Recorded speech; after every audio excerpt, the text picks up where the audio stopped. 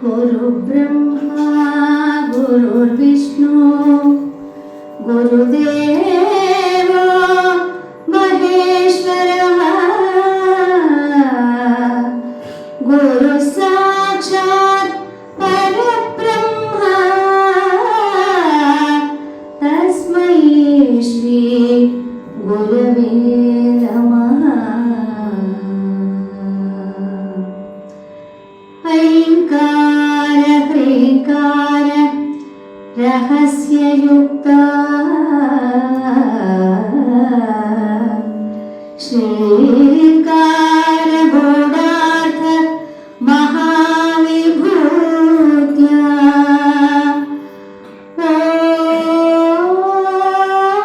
ओंकार निर्मित प्रतिपादिनी नमो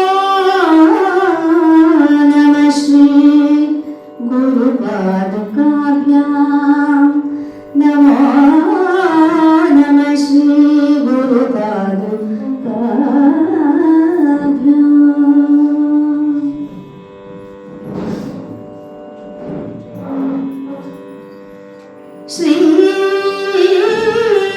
श्रीमदमलानन्द नत जन प्रेम शाश्वत शांत रवि शशिधामा निर्जर नित्य निगम स्तोम नुत चरण काल संहर वर कृपाकर नाम सीमगलिल्लद आचरित स्वामी घनतर परम श्री गुरुदेव गुरुदेव शरणु शरणार्थी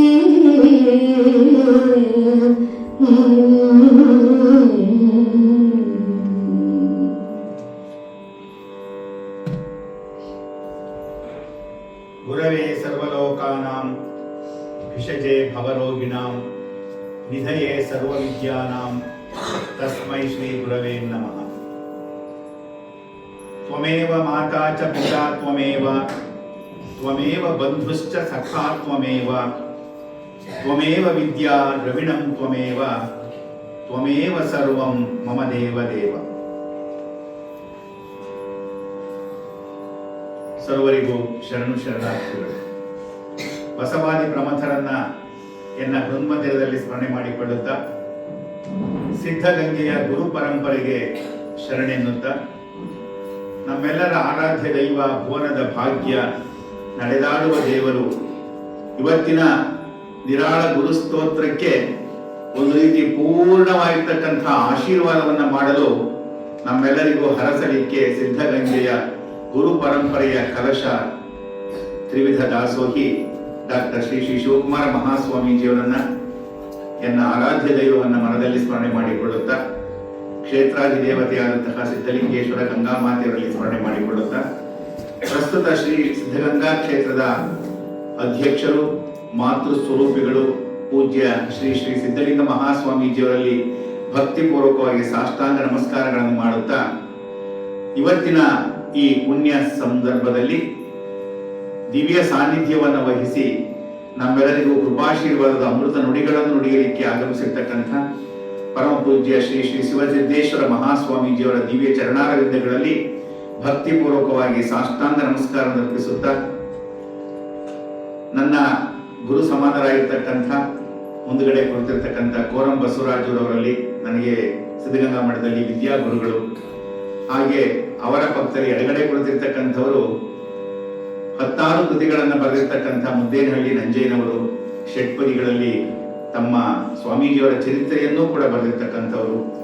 ಅವರ ಬಲಗಡೆ ಕುಳಿತಿರ್ತಕ್ಕಂಥವರು ನಮ್ಮ ಲಕ್ಷ್ಮೀ ಜಯಪ್ರಕಾಶ್ ರವರ ಪತಿಯವರಾಗಿರ್ತಕ್ಕಂಥ ಜಯಪ್ರಕಾಶ್ ರವರು, ಅವರಿಗೂ ಮತ್ತು ಎಲ್ಲ ಶರಣ ಬಂಧುಗಳಿಗೂ ತಾಯಂದಿರಿಗೂ ನನ್ನ ಪ್ರೀತಿಯ ವಿದ್ಯಾರ್ಥಿಗಳಿಗೂ ಸಿದ್ಧಗಂಗಾ ಮಠದ ಆಡಳಿತ ಪರಂಪರೆಯ ಎಲ್ಲರಿಗೂ ಶರಣು ಶರಣಾರ್ಥಿಗಳನ್ನು ಅರ್ಪಿಸುತ್ತಾ ಇವತ್ತಿನ ಗಮಕದಲ್ಲಿ ನಮಗೆ ಈ ರಾಮಾಯಣದ ಕಥೆಯನ್ನ ತನ್ನ ಶಿಷ್ಯರಾಗಿ ಬಂದಂತಹ ಕಾಡಿನಲ್ಲಿ ಜನ್ಮವೆತ್ತಿದಂತಹ ಸೀತೆಯ ಮಕ್ಕಳಾದಂತಹ ಲವ ಕುಶರಿಗೆ ಇಡೀ ರಾಮಾಯಣವನ್ನ ಗಮಕದಲ್ಲಿ 24,000 ಸಂಸ್ಕೃತ ಪದ್ಯಗಳನ್ನ ಹೇಳಿಕೊಟ್ಟು ರಾಮನ ಮುಂದೆಯೇ ರಾಮಾಯಣವನ್ನ ಗಮಕ ಶೈಲಿಯಲ್ಲಿ ಹಾಡಿದರು. ಆಗ ರಾಮ ಕೇಳಿ ಅವರಿಗೆ ಆಶ್ಚರ್ಯ ಆಗುತ್ತೆ. ಈ ಮಕ್ಕಳು ಯಾರು ಅಂತಂದಾಗ ನಿನ್ನ ಮಕ್ಕಳೇ ಅಂತಂದಾಗ ಅವನಿಗೆ ಬಹಳ ಸಂತೋಷ ಆಗುತ್ತೆ. ಇದರ ಇತಿಹಾಸ ಅಲ್ಲಿಂದ ಆರಂಭವಾದದ್ದು. ಭಾರತೀಯ ಎಲ್ಲ ಕಲೆಗಳಲ್ಲಿಯೂ ಕೂಡ ಗಮಕ ಅಂತಂದ್ರೆ ಒಂದು ಪದ್ಯವನ್ನಾಗಲಿ, ಒಂದು ಕಾವ್ಯವನ್ನಾಗಲಿ, ಒಂದು ಯಾವುದೇ ಕಾವ್ಯವನ್ನ, ಸಾಹಿತ್ಯವನ್ನ ರಾಗವಾಗಿ ಶಾಸ್ತ್ರೀಯವಾಗಿ ಹಾಡುವುದನ್ನ ವಾಚನ ಅಂತ ಕರೀತಾರೆ. ಅದನ್ನ ಗಮಕ ವಾಚನ. ಮತ್ತೆ ಅದಕ್ಕೆ ಸರಳವಾದ ಅರ್ಥವನ್ನ ಹೇಳುವುದನ್ನ ಗಮಕ ವ್ಯಾಖ್ಯಾನ ಅಂತ ಕರೀತಾರೆ. ನಾನು ಗಮಕ ವ್ಯಾಖ್ಯಾನವನ್ನು ಆರಂಭಿಸಿ ನಮ್ಮ ತುಮಕೂರು ಸುನಂದಾರವರ ಶಿಷ್ಯನಾಗಿ 29 ವರ್ಷಗಳಾಗಿದೆ. ನಾಡಿನೆಲ್ಲೆಡೆ ನನಗೂ ಕೂಡ ಗಮಕದ ಸೇವೆಯನ್ನು ಮಾಡಲಿಕ್ಕೆ ಪರಮ ಪೂಜ್ಯ ಸಿದ್ಧಲಿಂಗ ಮಹಾಸ್ವಾಮೀಜಿಯವರು, ಶಿವಕುಮಾರ ಸ್ವಾಮೀಜಿಯವರು, ಶ್ರೀ ಸಿದ್ದೇಶ್ವರ ಸ್ವಾಮೀಜಿಯವರು ಅನುಗ್ರಹ ಮಾಡೋದ್ರಿಂದ ಈ ಸೇವೆಯನ್ನ, ಒಂದು ವಿದ್ಯೆಯನ್ನ ಕಲಿತು ನಾವು ಇನ್ನೊಬ್ಬರಿಗೆ ಹೇಳಿಕೊಟ್ಟಾಗಲೇ ಅದಕ್ಕೆ ಮಹತ್ವ ಬರುವುದು. ಹಾಗಾಗಿ ಈ ಸೇವೆಯನ್ನು ಮಾಡಲಿಕ್ಕೆ ನಾನು 1970ನೇ ಇಸ್ವಿನಲ್ಲಿ 8ನೇ ತರಗತಿಗೆ ಸಿದ್ಧಗಂಗಾ ಮಠಕ್ಕೆ ಬಂದವನು. ಪ್ರೌಢಶಾಲೆಯನ್ನ ಹೈಸ್ಕೂಲ್ನಲ್ಲಿ ಅಧ್ಯಯನವನ್ನು ಮಾಡಿ ಅದೇ ಶಾಲೆಯಲ್ಲಿ ಮತ್ತೆ ನಾನು ಇಲ್ಲಿ ಕನ್ನಡ ಪಂಡಿತು, ಸಂಸ್ಕೃತ ವಿದ್ವತ್ತನ್ನು ಮಾಡಿಕೊಂಡು 85ನೇ ಇಸ್ವಿನಲ್ಲಿ ಪ್ರೌಢಶಾಲಾ ಶಿಕ್ಷಕನಾಗಿಯೂ 5 ವರ್ಷ ಸೇವೆ ಸಲ್ಲಿಸಿ ಆನಂತರ ಸರ್ಕಾರಿ ಹುದ್ದೆಗೆ ಸೇರಿ ಎಂಪ್ರೆಸ್ ಕಾಲೇಜಿನಲ್ಲಿ ಮತ್ತೆ ತಿಪ್ಟೂರಿನಲ್ಲಿ, ಬಿಳಿಗೆರೆಯಲ್ಲಿ ನನ್ನ ಸೇವೆಯನ್ನು ಸಲ್ಲಿಸಿ 8.5 ವರ್ಷಗಳಾಗಿದೆ ನಿವೃತ್ತನಾಗಿ. 2018ರಲ್ಲಿ ಈಗ ತುಮಕೂರು ಜಿಲ್ಲಾ ಶರಣ ಸಾಹಿತ್ಯ ಪರಿಷತ್ತಿನ ಅಧ್ಯಕ್ಷನಾಗಿ ಸೇವೆಯನ್ನು ಮಾಡಲಿಕ್ಕೆ ಪೂಜ್ಯ ಗುರುಗಳ ಆಶೀರ್ವಾದವೇ ಕಾರಣ ಅಂತ ಹೇಳ್ತಾ, ಸಿದ್ಧಗಂಗಾ ಮಠವೇ ಇಲ್ಲದೆ ಹೋಗಿದ್ರೆ ನಾನು ಇವತ್ತು ಈ ಸನ್ನಿಧಿಯಲ್ಲಿ ನಾನು ಮಾತಾಡೋಕ್ಕಾಗ್ತಾ ಇರಲಿಲ್ಲ. ತುಂಬ ಬಡತನದಲ್ಲಿ ಬೆಳೆದಂತಹ ನಾನು, ನನ್ನೊಂದಿಗೆ ನನ್ನ ಅಣ್ಣ ತಮ್ಮಂದಿರೆಲ್ಲರೂ ಕೂಡ ಸಿದ್ಧಗಂಗಾ ಮಠದಲ್ಲಿ ಓದಿದ್ರಿಂದ ಇವತ್ತು ಸಮಾಜದಲ್ಲಿ ಒಂದು ವ್ಯಕ್ತಿಯಾಗಿ ನಿಲ್ಲೋದಕ್ಕೆ ಪೂಜ್ಯ ಗುರುಗಳೇ ನಮಗೆ ಆಶೀರ್ವಾದವನ್ನು ಮಾಡೋದ್ರಿಂದ ಅವರ ಪದತಲದಲ್ಲಿ ಈ ಸೇವೆಯನ್ನು ಮಾಡಲಿಕ್ಕೆ ಅವಕಾಶವನ್ನು ಮಾಡಿರ್ತಕ್ಕಂಥದ್ದು ನನ್ನ ತಂದೆ ತಾಯಿಗಳ ಪೂರ್ವ ಜನ್ಮದ ಸುಖದ ಫಲ ಅಂತ ಹೇಳ್ತಾ, ಇವತ್ತು ನಾವು ಆರಿಸಿಕೊಂಡಿರ್ತಕ್ಕಂಥ ಗ್ರಂಥ, ನಾವೀಗಾಗಲೇ ರಾಮಾಯಣ, ಮಹಾಭಾರತ, ಪಂಪನಿಂದ ಹಿಡಿದು ಕುವೆಂಪುರವರವರೆಗೆ ಎಲ್ಲ ಕಾವ್ಯಗಳನ್ನು ನಾವಿಬ್ಬರೇ ಅಲ್ಲ, ನಮ್ಮಂತೆ ತುಮಕೂರಿನಲ್ಲಿ ಒಂದು 25 ಜನ ವಾಚನವನ್ನು ಮಾಡ್ತಕ್ಕಂಥವರಿದ್ದಾರೆ, ಒಂದು 20 ಜನ ವ್ಯಾಖ್ಯಾನವನ್ನು ಮಾಡುವವರಿದ್ದಾರೆ. ಈಗ 1.5-2 ತಿಂಗಳ ಹಿಂದೆ ಕನ್ನಡ ಭವನದಲ್ಲಿ ಇಡೀ ಕನ್ನಡ ಕಾವ್ಯ ಪರಂಪರೆ ಅಂತಂದಾಗ ಪೂಜ್ಯ ನಮ್ಮ ಶಿವಸಿದ್ದೇಶ್ವರ ಸ್ವಾಮೀಜಿಯವರು ಆಗಮಿಸಿ 10 ನಿಮಿಷ ಕುಳಿತುಕೊಳ್ತೀವಣಪ್ಪ ಅಂತೇಳಿ 1.25 ಗಂಟೆ ಕುಳಿತುಕೊಂಡಿದ್ರು. ಆ ಗಮಕವನ್ನ ಎಲ್ಲ ಕೇಳಿ ಮತ್ತೆ ಕಳೆದ 3 ತಿಂಗಳ ಹಿಂದೆ ಪ್ರಭುಲಿಂಗ ಲೀಲೆಯನ್ನ ಇದೇ ಸ್ಥಾನದಲ್ಲಿ ಅವತ್ತು ಸಾವಿತ್ರಿ ಸತ್ಯೇಂದ್ರ ಅಂತವರು ಬಂದು ನಾನು ವ್ಯಾಖ್ಯಾನವನ್ನು ಮಾಡಿದ್ದೆ.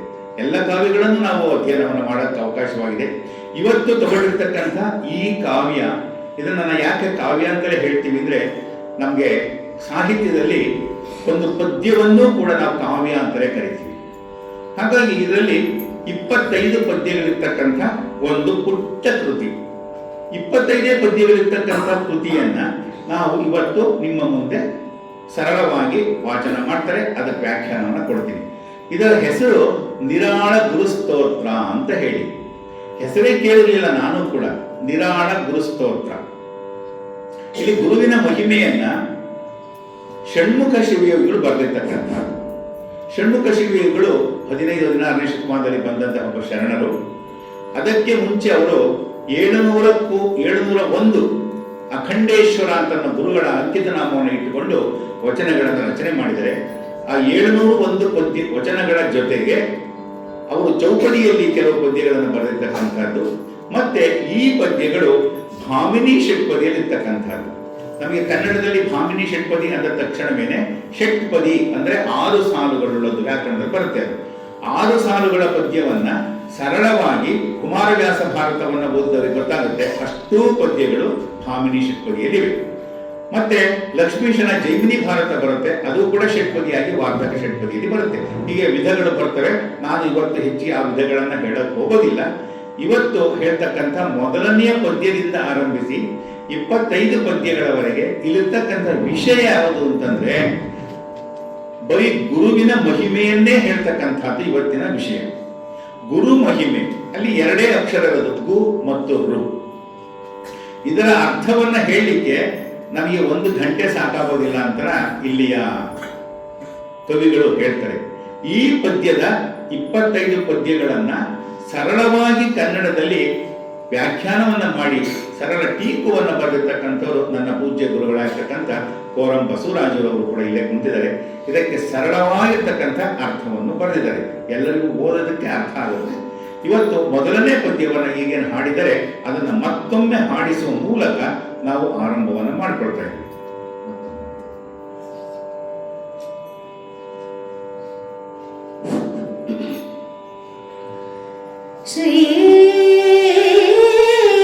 ಶ್ರೀಮದಮಲಾನಂದ ನತ ಜನ ಪ್ರೇಮ ಶಾಶ್ವತ ಶಾಂತ ಶ್ರವಿಶಶಿಧಾಮ ನಿರ್ಜರ ನಿತ್ಯ ನಿಗಮಸ್ತೋಮ ನುತ ಚರಣ ಕಾಮ ಸಂಹರ ವರಕೃಪಾಕರ ನಾಮ ಸೀಮೆಗಳಿಲ್ಲದ ಅಚಲಿತ ಸ್ವಾಮಿ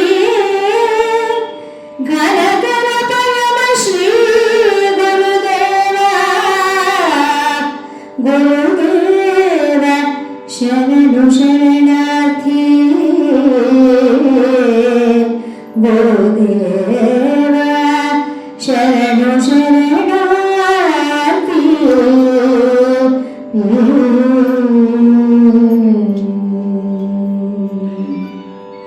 ಇಲ್ಲಿ ಗುರುಗಳು ಪರಿಚಯ ಮಾಡಿಕೊಡ್ತಾರೆ ಕೋರಂಬ ಅವರು.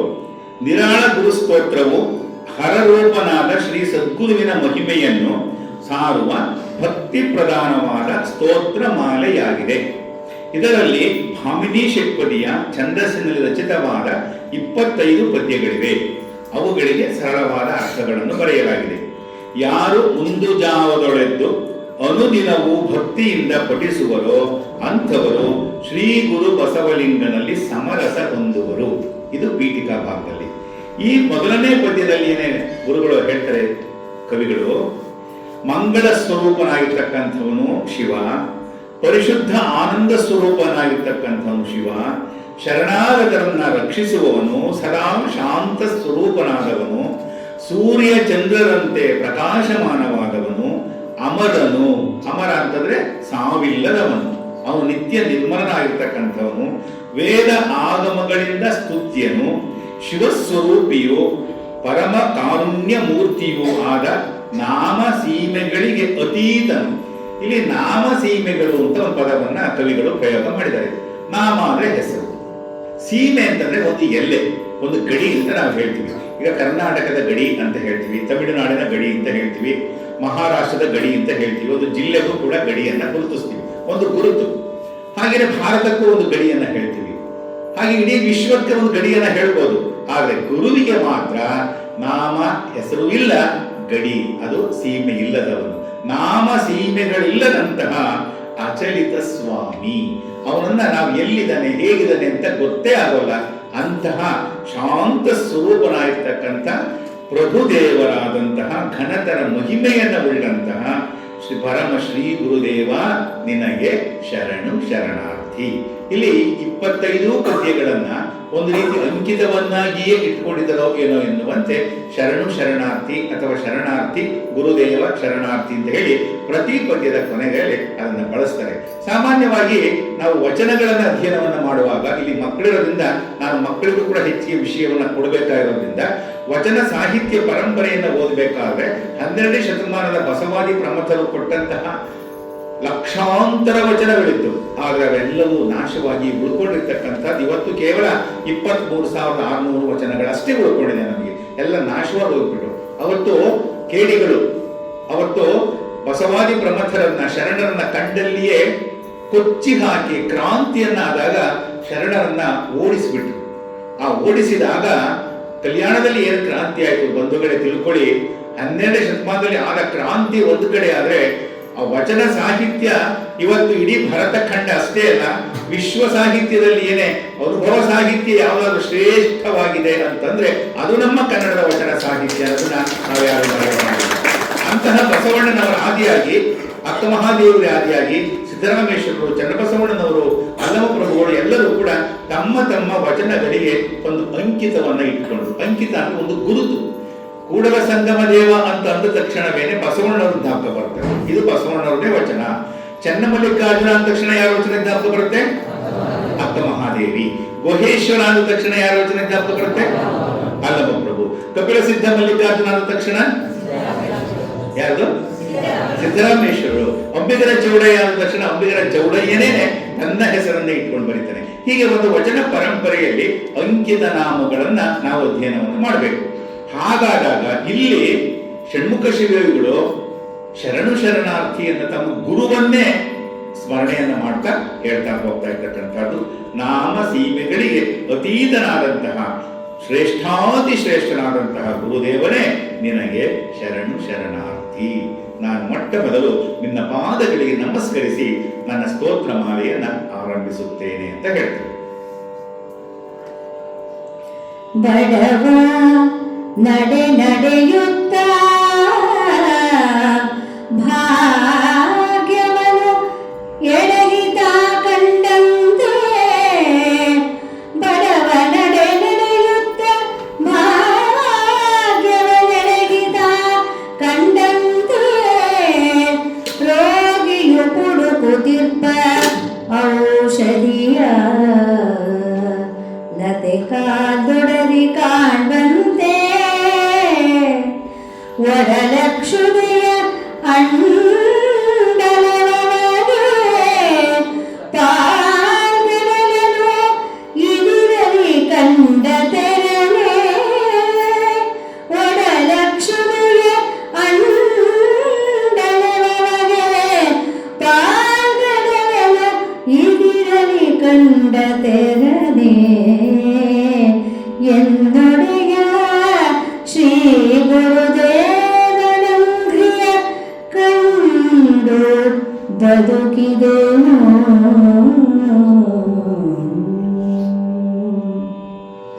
ಇಲ್ಲಿರ್ತಕ್ಕಂಥ ಒಂದೊಂದು ಪದ್ಯವು, ಒಂದೊಂದು ಸಾಲು, ಒಂದೊಂದು ಪದವೂ ಕೂಡ ವಿಶೇಷವಾಗಿರ್ತಕ್ಕಂಥದ್ದು. ಅದು ಹೇಗೆ ಕವಿಗಳು ರಚನೆಯನ್ನ ಕೊಟ್ಟಿದ್ದಾರೆ ಅಂತಂದ್ರೆ, ಮಕ್ಕಳೇ ಇಲ್ಲಿ 3 ಉದಾಹರಣೆಗಳನ್ನ ಕೊಡ್ತಾರೆ. ಆ 3 ಉದಾಹರಣೆಗಳನ್ನ ಬಿಡಿಸಿ ಹೇಳಿದಾಗ ನಮ್ಗೆ ಅರ್ಥ ಆಗುತ್ತೆ. ಒಬ್ಬ ಬಡವ ಇದ್ದಾನೆ, ಅವನು ದೊಡ್ಡ ದರಿದ್ರನಾಗಿದ್ದಾನೆ, ಏನೇನು ಆಸ್ತಿ ಇಲ್ಲ, ಅವನಿಗೆ ಮನೆನೂ ಇಲ್ಲ, ಕೂಲಿ ಮಾಡಬೇಕು, ಜೀವನ ಮಾಡಬೇಕು, ಹೊಟ್ಟೆ ತುಂಬಿಸ್ಕೊಳ್ಬೇಕು. ಅಂತಹ ಬಡವನಿಗೆ ಯಾವುದೋ ಒಂದು ಅನುಗ್ರಹದಿಂದ ನಡ್ಕೊಂಡು ಹೋಗ್ತಾ ಇದ್ದಾನೆ, ಎಡಿಬಿಟ್ಟಿದ್ದಾನೆ ಒಂದ್ ಕಡೆ. ಎಡಿದಾಗ ಆ ಎಡಿಬಿದ್ದನ ಕಲ್ಲನ್ನ ತೆಗೆದು ನೋಡ್ತಾನೆ, ಅಲ್ಲಿ ನಿಧಿ ಸಿಕ್ಬಿಟ್ಟಿದೆ. ಭಾಗ್ಯದ ನಿಧಿ ಸಿಕ್ತಾಗ ಅವನಿಗೆ ಎಷ್ಟು ಸಂತೋಷ ಆಗ್ಬಿಡುತ್ತೆ. ಆ ರೀತಿ ಸಂತೋಷವನ್ನ ಮುಂದಿನ 2 ಉದಾಹರಣೆ ಕೊಡ್ತಾರೆ. ಬಡವ ನಡೆಯುತ್ತ ಭಾಗ್ಯವನ್ನು ಎಡಹಿತ ಕಂಡಂತೆ, ಅರ್ಥ ಆಯ್ತು ಒಂದು. ಎರಡನೇದು, ಒಬ್ಬ ರೋಗಿ ಇದ್ದಾನೆ, ಅವನಿಗೆ ಜ್ವರ ಬಂದಿದೆ, ಕೆಮ್ಮಾಗಿದೆ, ತಲೆನೋವು ಬಂದಿದೆ, ಹೊಟ್ಟೆನೋವು ಬಂದಿದೆ, ಅವನಿಗೆ ತಡ್ಕೊಳಕ್ ಆಗ್ತಾ ಇಲ್ಲ. ಯಾವುದೋ ಒಂದು ಔಷಧಿಯನ್ನ, ಹಿಂದಿನ ಕಾಲದಲ್ಲಿ ಔಷಧಿಯನ್ನ ಹುಡುಕ್ತಾ ಇದ್ರು ಕಾಡಿನಲ್ಲಿ, ಇವತ್ತಿನಂತೆ ಇಂಜೆಕ್ಷನ್ಗಳನ್ನು ಇರಲಿಲ್ಲ. ಅಂತಹ ಸಂದರ್ಭದಲ್ಲಿ ಒಬ್ಬ ರೋಗಿ ಹುಡುಕ್ತಾ ಇದ್ದಾನೆ, ಯಾವ್ದಾದ್ರು ಒಂದು ಎಲೆನೋ, ಒಂದು ಬೇರೋ, ಒಂದು ಬಳ್ಳಿನೋ ಬೇಕು ಅವನಿಗೆ. ಆ ಹುಡುಕ್ತಾ ಹೋಗ್ತಾ ಇದ್ದಾನೆ.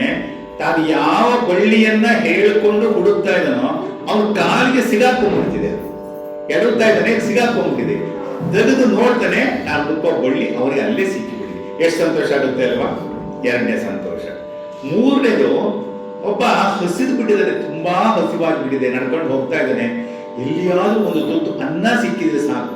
ಅನ್ನ ಆದ ತಕ್ಷಣ ನಮಗೆ ಜಗತ್ತಿನಲ್ಲಿ ಜ್ಞಾಪಕ ಬರೋದು ಸಿದ್ಧಗಂಗಾ ಸ್ವಾಮೀಜಿ ಮಠದ.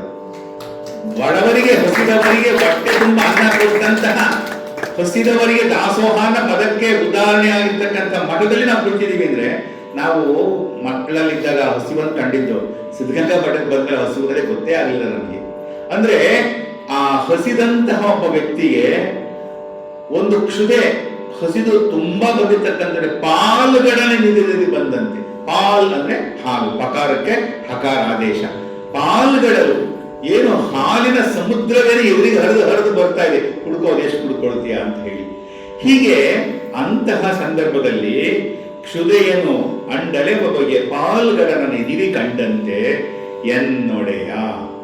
ಕವಿಗಳು ಹೇಳ್ತಾರೆ ಎನ್ನೊಡೆಯ ಅಂತಂದ್ರೆ ನನಗೆ ಒಡೆಯ ಯಾರು? ಶ್ರೀ ಗುರುದೇವನ ಅಂಗ್ರಿಯನು ಕಂಡು ಬದುಕಿದೆನು. ನಾವು ಯಾವತ್ತೂ ಒಂದು ಮಠಕ್ಕೆ ಹೋದಾಗ ಸ್ವಾಮೀಜಿಯನ್ನು ಕಂಡಾಗ ಅವರ ಪಾದಕ್ಕೆ ನಾವು ನಮಸ್ಕರಿಸ್ತೀವಿ ಅಲ್ವಾ? ಯಾಕೆಂದ್ರೆ ಪಾದದಲ್ಲಿ ಅಷ್ಟು ಶ್ರೇಷ್ಠವಾಗಿರ್ತಕ್ಕಂಥದ್ದು ಪಾದ. ಅಂತಹ ಗುರುವಿನ ಪಾದದ ಅಂಗ್ರಿಯನ್ನ ಕಂಡು, ಅಂಗ್ರಿ ಅಂದ್ರೆ ಪಾದದ ತುದಿ, ಆ ತುದಿಯನ್ನ ಕಂಡು ನಮಸ್ಕರಿಸಿ ಅದು ಸ್ಪರ್ಶ ಮಾಡಿದಾಗ ಎಷ್ಟು ಆನಂದವಾಯಿತು. ನಾನು ಬದುಕಿದೆನು ಬದುಕಿದೆನು ಬದುಕಿದೆನು ಅಂತ ಹೇಳ್ತಾರೆ ಕವಿಗಳು.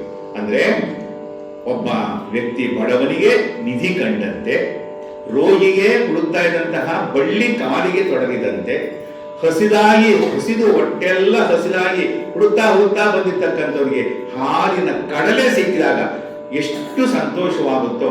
ಇನ್ನೂ ಒಂದು ಉದಾಹರಣೆ ನಾವು ವಚನಗಳಲ್ಲಿ ಕಾಣ್ತೀವಿ. ಒಬ್ಬ ಕುರುಡ, ಕಣ್ಣೇ ಕಾಣ್ತಾ ಇಲ್ಲ ಅವನಿಗೆ ಇದ್ದಕ್ಕಿದ್ದಂಗೆ ಕಣ್ಣು ಬಂದ್ಬಿಟ್ಟು ಇಡೀ ಜಗತ್ತಿನ ಬೆಳಕನ್ನ ನೋಡ್ತಾ ಇದ್ದಾನೆ ಅಂತ ಅವನಿಗೆ ಸಂತೋಷ ಆಗುತ್ತಲ್ವ?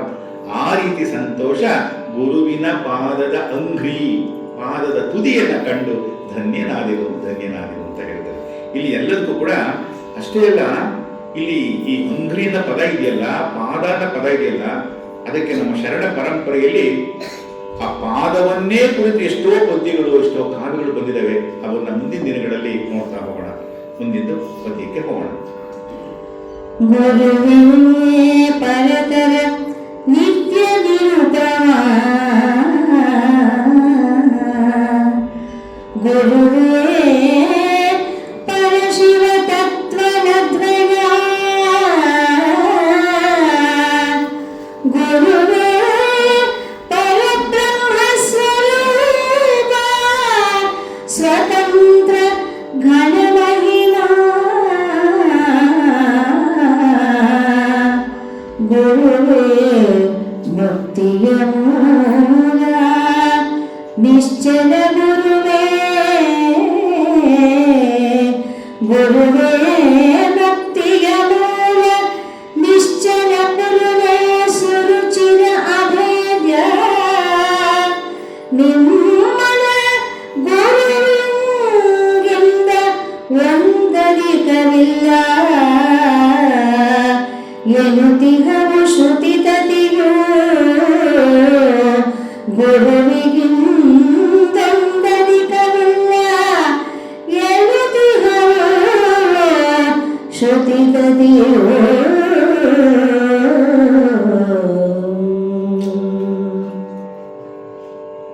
ಗುರುವು ನಿತ್ಯ ನಿರುಪಮ, ಗುರುವೇ ಸಾಕ್ಷಾತ್ ಪರಶಿವ, ಗುರುವೇ ತತ್ವಮಸಿ ಎಂಬ ವೇದಾಂತ ಮಹಾಕಾವ್ಯಕ್ಕೆ ದೃಷ್ಟಾಂತ, ಗುರುವೇ ಪರಬ್ರಹ್ಮ ಸ್ವರೂಪ, ಸ್ವತಂತ್ರ ಘನ ಮಹಿಮ, ಮುಕ್ತಿಯ ಮೂಲ ನಿಶ್ಚಯ ನಿರವಯ. ಹಾಗಾಗಿ ಗುರುವಿಗಿಂತ ಜಗದೊಳಗೆ ದೊಡ್ಡದಾವುದೂ ಇಲ್ಲ. ಇಲ್ಲಿ ಒಂದೇ ಒಂದು ವಾಕ್ಯ ಕೊಡ್ತಾರೆ. ಸಂಸ್ಕೃತದಲ್ಲಿ ಒಂದು ಪದ್ಯ ಬರುತ್ತೆ, ನಗುರೋರಧಿಕಂ ಅಂತ ಹೇಳಿ. ಗುರುವಿಗಿಂತ ದೊಡ್ಡದು ಜಗತ್ತಿನಲ್ಲಿ ಯಾವುದೂ ಇಲ್ಲ. ಅದಕ್ಕೆ ಗುರು ಬ್ರಹ್ಮ ಗುರು ವಿಷ್ಣು ಗುರುರ್ದೇವೋ ಮಹೇಶ್ವರ ಗುರು ಸಾಕ್ಷಾತ್ ಪರಂ ಬ್ರಹ್ಮ ತಸ್ಮೈ ಶ್ರೀ ಗುರವೇ ನಮಃ ಅಂತ. ನಮ್ಮ ಭಾರತೀಯ ಪರಂಪರೆ ಇದೆಯಲ್ಲ, ಗುರುವಿಗೆ ಕೊಟ್ಟಿರ್ತಕ್ಕಂಥ ಸ್ಥಾನ ಇದೆಯಲ್ಲ, ಅತ್ಯುನ್ನತ ಸ್ಥಾನ. ಅದನ್ನ ಪರಬ್ರಹ್ಮ ಅಂತ ಕರೀತಾರೆ. ತ್ರಿಮೂರ್ತಿಗಳಿಗಿಂತಲೂ ದೊಡ್ಡವನು ಗುರು ಅಂತಕ್ಕಂಥದ್ದು. ಆ ದೃಷ್ಟಿಯಿಂದ ನ ಗುರೋಹೋ ಅಧಿಕಂ ನಾಸ್ತಿ, ಗುರುವಿಗಿಂತ ದೊಡ್ಡದು ಯಾವುದೂ ಇಲ್ಲ. ಮೈಲಾರ ಬಸವಲಿಂಗ ಶರಣರ 333 ತ್ರಿಪದಿಗಳಲ್ಲಿ ಕೂಡ ನಮಗೆ ಶಿವಕುಮಾರ ಸ್ವಾಮೀಜಿಯವರು ಅವರ ಪೂಜಾ ಅನುಷ್ಠಾನದಲ್ಲಿದ್ದಾಗ ನಾವೆಲ್ಲ ಹುಡುಗರ ಮುಂದೆ ಕುಳಿತುಕೊಂಡು ಸುಮಾರು 200-300 ಪದ್ಯಗಳನ್ನ ಹಾಡ್ತಾ ಇದ್ವಿ. ನಗುರೋರಧಿಕಾವೆಂದು ಜಗದಲ್ಲಿ ಸಾಧುತಿಗ ನಿಗಮ ಶ್ರುತಿ ಹೇಳಿ, ಗುರುವೇನ ನಿಮ್ಮ ಪದಯುಗವ ಬಣ್ಣಿಪೆನು ಕೃಪೆಯಾಗು. ಈ ರೀತಿ 333 ಪದ್ಯಗಳನ್ನ ಗುರುಕರ್ಣ ತ್ರಿವಿಧಿ ಅಂತ ಪದ್ಯದಲ್ಲಿ ಬರುತ್ತೆ. ಅಂದ್ರೆ ಜಗತ್ತಿನಲ್ಲಿ ಗುರುವಿಗಿಂತ ಅಧಿಕವಾದದ್ದು ಯಾವುದೂ ಇಲ್ಲ. ಮಾತೃದೇವೋ ಭವ, ಪಿತೃದೇವೋ ಭವ, ಆಚಾರ್ಯ ದೇವೋ ಭವ. ಆಚಾರ್ಯ ಅನ್ನೋದು ಗುರುವಿಗೆ ಸಮಾನವಾದ ಇನ್ನೊಂದು ಶ್ರೇಷ್ಠ ಪದ. ಗುರು ಅಂತಂದ್ರೆ ಅಂಧಕಾರವನ್ನ, ಕತ್ತಲೆಯನ್ನು ನಿವಾರಣೆ ಮಾಡಿ ಜ್ಞಾನದ ಬೆಳಕನ್ನು ನಮಗೆ ಕೊಡ್ತಕ್ಕಂಥವರನ್ನ ಗುರು ಅಂತ ಕರಿತೀವಿ. ಗುಷತ್ವಸ್ತ್ವಂಧಕಾರಸ್ತು ಋಷಬ್ಧಸ್ತನ್ನಿರೋಧಕ ಅಂಧಕಾರ ನಿರೋಧತ್ವಾತ್ ಗುರುರಿತ್ಯಭಿಧೀಯತೆ. ಅಂಧಕಾರವನ್ನು ಕತ್ತಲೆಯನ್ನ ಕಳೆದು ಜ್ಞಾನದ ಬೆಳಕನ್ನ ಯಾರು ಕೊಡ್ತಾರೋ ಅವರು ಗುರು ಅಂತ ಕರೀತಾರೆ. ಅಂತಹ ಗುರುವಿಗೆ ಅಧಿಕವಾದದ್ದು ಜಗತ್ತಿನಲ್ಲಿ ಯಾವುದೂ ಇಲ್ಲ ಅನ್ನೋ ಅರ್ಥವನ್ನು ಕೊಡ್ತಾ ಇಲ್ಲಿ ಕೃಪೆದೋರು, ಅಂತಹ ಗುರುವೇ ನನಗೆ ನೀನು ಕೃಪೆ ಮಾಡು. ಇಲ್ಲಿ ಶ್ರುತಿ ತತಿ ಅಂತ ಬರುತ್ತೆ. ಶ್ರುತಿ ಅಂದ್ರೆ ಈ ಉಪನಿಷತ್ತು, ಆಗಮಗಳು, ಶ್ರುತಿಗಳು, ವೇದಗಳು, ವೇದಾಂಗಗಳು, ಉಪನಿಷತ್ ಬರ್ತವೆ. ಅವುಗಳಲ್ಲಿ ಶ್ರುತಿ ಅಂತಕ್ಕಂಥದ್ದು ಒಂದು ಗುರು ಸ್ತೋತ್ರವನ್ನ, ಗುರು ಮಹಿಮೆಯನ್ನ, ಪರವಸ್ತುವನ್ನ ವರ್ಣನೆ ಮಾಡ್ತಕ್ಕಂಥದ್ದು ಮಂತ್ರಗಳು ಶ್ರುತಿಗಳ ರೂಪದಲ್ಲಿ ಬರ್ತವೆ. ಅವುಗಳಲ್ಲೆಲ್ಲ ಹೇಳಿರೋದು ಒಂದೇ ಮಾತು, ಗುರು ದೊಡ್ಡವನು, ಗುರು ದೊಡ್ಡವನು, ಗುರು ದೊಡ್ಡವನು, ನಗುರೋರಧಿಕಂ ನಗುರೋರಧಿಕಂ ನಗುರೋರಧಿಕಂ ಅಂತ ಹೇಳಿರ್ತಕ್ಕಂಥ ಅಂತಹ ಗುರುವಿಗೆ ನಾನು ನಮಸ್ಕರಿಸುತ್ತೇನೆ. ಕಂಡೆನಿದಿರಲಿ ಭಾವಭರಿತನ, ಕಂಡೆನಿದಿರಲಿ ಸತ್ಯಚರಿತನ, ಕಂಡೆನಿದಿರಲಿ ಶಾಂತಕಾಂತನ, ನಿತ್ಯ ನಿರ್ಗುಣನ ಕಂಡೆ, ಕಂಡೆನಿದಿರಲಿ ಕರ್ಮರಹಿತನ, ಕಂಡೆನಿದಿರಲಿ ಧರ್ಮ ಸಹಿತನ, ಕಂಡೆನಿದಿರಲಿ ಪರಮ ಶ್ರೀ ಗುರುದೇವನ, ಕಂಡೆನಿದಿರಲಿ ಪರಮ ಶ್ರೀ ಗುರುದೇವನ ಅಂಗ್ರಿಯನು ಕಂಡೆ, ಅಂಗ್ರಿಯನು ಕಂಡೆ. ಈ ಪದ್ಯಗಳು ಎಷ್ಟು ಸರಳವಾಗಿದ್ದಾವೆ ಅಂತಂದ್ರೆ ಎಂಥವ್ರು ಕೂಡ 1, 3, 4 ಬಾರಿ ಹೇಳಿಕೊಂಡ್ಬಿಟ್ರೆ ಸುಲಲಿತವಾಗಿ ಅರ್ಥ ಹೋಗ್ಬಿಡ್ಬೋದು. ನೋಡಿ, 6 ಸಾಲುಗಳ ಪದ್ಯ ಅಂತ ಹೇಳಿದೆ. ಷಟ್ ಪದಿ 6 ಸಾಲುಗಳು. 6 ಸಾಲುಗಳ ಮೊದಲನೇನೆ ಕಂಡೆನಿದಿರಲಿ ಕಂಡೆನಿದಿರಲಿ ಕಂಡೆನಿದಿರಲಿ ಅಂತ ಹೇಳ್ತಾರೆ. ಏನನ್ನ ಕಂಡೆ ಅಂತಂದ್ರೆ ಗುರುವನ್ನ ಕಂಡೆ. ಆ ಗುರುವನ್ನ ಕಂಡಾಗ ಅವ್ರಿಗೆ ಆನಂದವಾಗುತ್ತಲ್ಲ, ಭಾವ ಪರವಶರಾಗ್ತಕ್ಕಂಥ ಅಂತರಂಗದ ಭಾವ ಆ ಗುರುವನ್ನ ಕಂಡಾಗ ಆಗುತ್ತೆ. ನಾವು ಶಿವಕುಮಾರ ಸ್ವಾಮೀಜಿಯವರಿಗೆ ಬೆಳಿಗ್ಗೆ ಮತ್ತೆ ಮಧ್ಯಾಹ್ನ ಬಿಡುವಾದಾಗ ಹೋಗಿ ನಮಸ್ಕಾರ ಮಾಡ್ತಾ ಇದ್ರೆ ಆಗ ನಮಗಾಗ್ತಕ್ಕಂಥ ಆನಂದ ಜೊತೆಯಲ್ಲಿ ನಮ್ಮನ್ನ ನೋಡಿ ಗುರುಗಳು ಕೂಡ ಆನಂದ ಪಡ್ತಾ ಇದ್ರು. ಅದು ಗುರು ಶಿಷ್ಯ ಬಾಂಧವ್ಯ ಅಂತಂದ್ರೆ ಕೇವಲ ಶಿಷ್ಯ ಮಾತ್ರ ಸಂತೋಷ ಪಡೋದಲ್ಲ, ಗುರುವೂ ಸಂತೋಷ ಪಡಬೇಕು, ಶಿಷ್ಯನೂ ಸಂತೋಷ ಪಡಬೇಕು. ಇದು ಗುರು ಶಿಷ್ಯ ಭಾವದ ಸಂಬಂಧ ಅಂತ ಅವ್ರು ಹೇಳ್ತಾರೆ. ಕಂಡೆನಿದಿರಲಿ ಭಾವಭರಿತನ.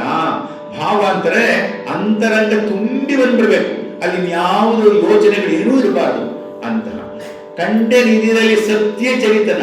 ಸತ್ಯ ಅಂತಂದ್ರೆ ಅದಕ್ಕೆ ಬೆಲೆ ಕಟ್ಟ ಸಾಧ್ಯ ಇಲ್ಲ. ಸತ್ಯಂ ಶಿವಂ ಸುಂದರಂ. ಸತ್ಯವಾದದ್ದು, ಸುಂದರವಾದದ್ದು, ಶಿವಸ್ವರೂಪಿಯಾದದ್ದು ಯಾವುದೋ ಅದು ಸತ್ಯ. ಅಂತಹ ಸತ್ಯ ಯಾರು ಅಂದ್ರೆ ನನಗೆ ಗುರುದೇವ.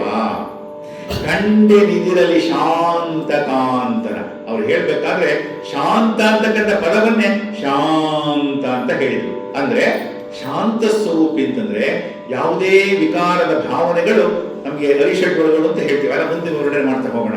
ಅವು ಯಾವುವೂ ನಮ್ಮ ತಲೆಯಲ್ಲಿ, ಮನಸ್ಸಿನಲ್ಲಿ, ಮಿದುಳಿನಲ್ಲಿ, ಅಂತರಂಗದಲ್ಲಿ ಸುಳಿಯಬಾರದು. ಅಂತಹ ಶಾಂತ ಕಾಂತನ ನಿತ್ಯ ನಿರ್ಗುಣನ. ಪ್ರತಿನಿತ್ಯ ನಿರ್ಗುಣ. ಅವ್ನು ಯಾವುದೇ ಗುಣ ಇಲ್ಲ, ಕೆಟ್ಟದಾಗಿ ಒಳ್ಳೆದಾಗಿ ಏನನ್ನೂ ನಾವು ಬಯಸೋದಿಲ್ಲ. ಅಂತಹ ನಿರ್ಗುಣನ ಕಂಡೆನೋ ಇದಿರಲಿ ಕರ್ಮರಹಿತನ.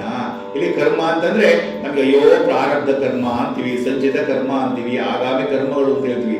ಅಯ್ಯೋ, ಈಗ ಕೆಲವು ಸರಿ ತಂದೆ ತಾಯಂದಿರು ಮಕ್ಕಳೇನಾದ್ರು ಸಿಟ್ಟುಕೊಂಡ್ರೆ, ಮಕ್ಕಳು ಜಗಳಾಡಿದ್ರೆ ಅಯ್ಯೋ ನನ್ ಪ್ರಾರಬ್ಧ ಕರ್ಮ ಅಂತಾರೆ. ಆಗ ಅನ್ಬಾರ್ದು. ಯಾವ ತಂದೆ ತಾಯಿ ಕೂಡ ಮಕ್ಕಳನ್ನಾಗಲಿ ಯಾರನ್ನೇ ಆಗಲಿ ಪ್ರಾರಬ್ಧ ಕರ್ಮ ಅನ್ನೋ ಪದವನ್ನ ಮಕ್ಕಳಲ್ಲಿ ಬಳಸಬಾರದು.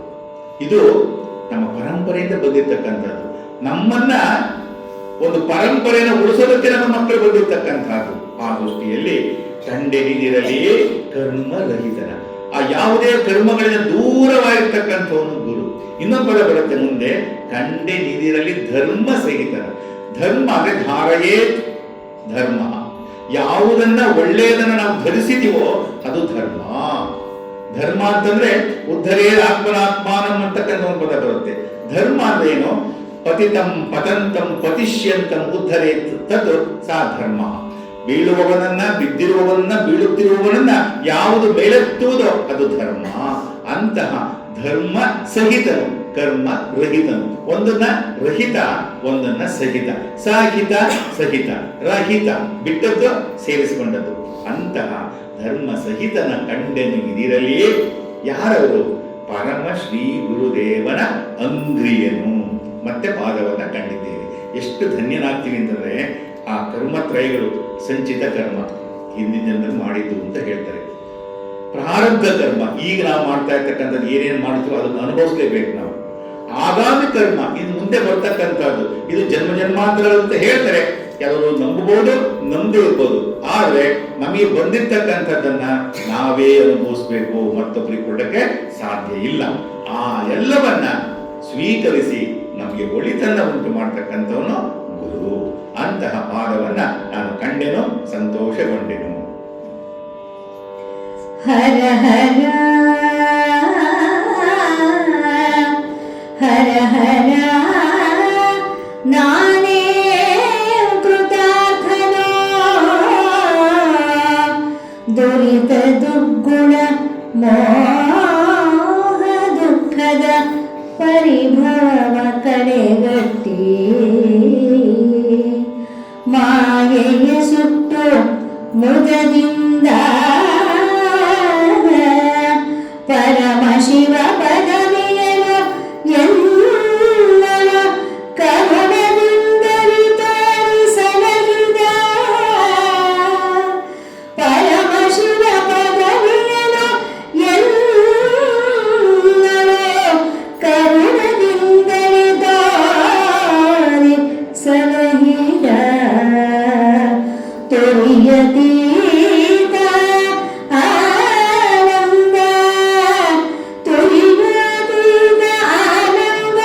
ಶ್ರೀ ಗುರುದೇವ ಶರಣು ಶರಣಾರ್ಥಿ. ಶ್ರೀ ಗುರುದೇವ ಶರಣು ಶರಣಾರ್ಥಿ. ಒಂದೊಂದು ಪದ್ಯದ ರಚನೆಯಲ್ಲೂ ಕೂಡ ಒಂದೊಂದು ವಿಶೇಷವನ್ನು ನಾವು ಕಾಣ್ತೀವಿ ಬಂಧುಗಳೇ. ಅವ್ರು ಹೇಳ್ತಾರೆ, ಹರ ಹರ ಶಿವ ಶಿವ ನಾನೇನು ಕೃತಾರ್ಥನೋ. ಪದ್ಯ ಪದ, ನಾನೇನು ಧನ್ಯನೋ. ನಮ್ಮ ಮನಸ್ಸಿನಲ್ಲಿ ಒಂದು ಭಾವನೆ ಬಂದ್ಬಿಡ್ಬೇಕು. ಸಿದ್ಧಗಂಗಾ ಮಠಕ್ಕೆ ಸೇರ್ಕೊಂಡಿದೀವಿ, ನಾವೇನು ಕೃತಾರ್ಥರೋ, ನಾವೆಷ್ಟು ಧನ್ಯರೋ. ಶಿವಕುಮಾರ ಸ್ವಾಮೀಜಿಯವ್ರು ನಾವೆಲ್ಲರೂ ಕಂಡಿದ್ವಿ, ನೋಡಿದ್ವಿ, ಅವ್ರ ಜೊತೆಯಲ್ಲಿ ಊಟ ಮಾಡಿದ್ವಿ, ಕುಂತಿದೀವಿ, ತಿರುಗಾಡಿದೀವಿ ಅಂದ್ರೆ ನಾವೇನು ಕೃತಾರ್ಥರೋ. ಅವರ ಕರಸಂಜತರಾಗಿ ಬಂದಿರ್ತಕ್ಕಂಥ ಸಿದ್ಧಲಿಂಗ ಸ್ವಾಮೀಜಿಯವರನ್ನ ನಾವೀಗ ನೋಡ್ತಾ ಇದ್ದೀವಿ, ಮಾತೃ ಸ್ವರೂಪಗಳನ್ನ ನೋಡ್ತಾ ಇದ್ದೀವಿ, ನಾವೇನು ಕೃತಾರ್ಥರೋ, ಏನು ಧನ್ಯರೋ. ಅವರ ಕರಕಮಲ ಸಂಜಾತರಾಗಿ ಈಗ ನಮ್ಮೆದುರಿಗೆ ಶಿವಸ್ವರೂಪಗಳಾಗಿ ಬರುತ್ತಿರ್ತಕ್ಕಂಥ ಗುರುವಾಗಿರ್ತಕ್ಕಂಥ ಶಿವಸಿದ್ದೇಶ್ವರ ಸ್ವಾಮೀಜಿಯವರನ್ನ ನಾವು ಕಣ್ಣೆದುರಿಗೆ ನೋಡ್ತಾ ಇದೀವಲ್ವಾ, ನಾವೆಂತ ಕೃತಾರ್ಥರೋ. ಈ ಭಾವನೆಯನ್ನ ಅವರು ಹೇಳ್ಕೊಂಡು ಹೋಗ್ತಾರೆ. ಹರ ಹರ ನಾನೇನು ಕೃತಾರ್ಥನೋ, ನಾನೇನು ಧನ್ಯನೋ. ಕೃತಾರ್ಥ ಏನಂತೀವಿ ನಾವು? ಧನ್ಯ. ದುರಿತ ದುರ್ಗಣ ಮೋಹ ದುಃಖದ ಪರಿಭವವನ್ನ ಸುಟ್ಟಿರ್ತಕ್ಕಂಥವ್ರು ಗುರುಗಳು. ಅವರು ಯಾವುದೇ ಭಾವನೆಗಳಿಲ್ಲ. ತಂದೆ ತಾಯಿಯ ಜನ್ಮ ತಾಳಿ ಮನೆಯನ್ನ ಬಿಟ್ಟು ಬಂದ ನಂತರ ಮನೆಯ ಕಡೆ ನೋಡೋದಿಲ್ಲ, ತಂದೆ ತಾಯಿಗಳನ್ನು ನೋಡೋದಿಲ್ಲ.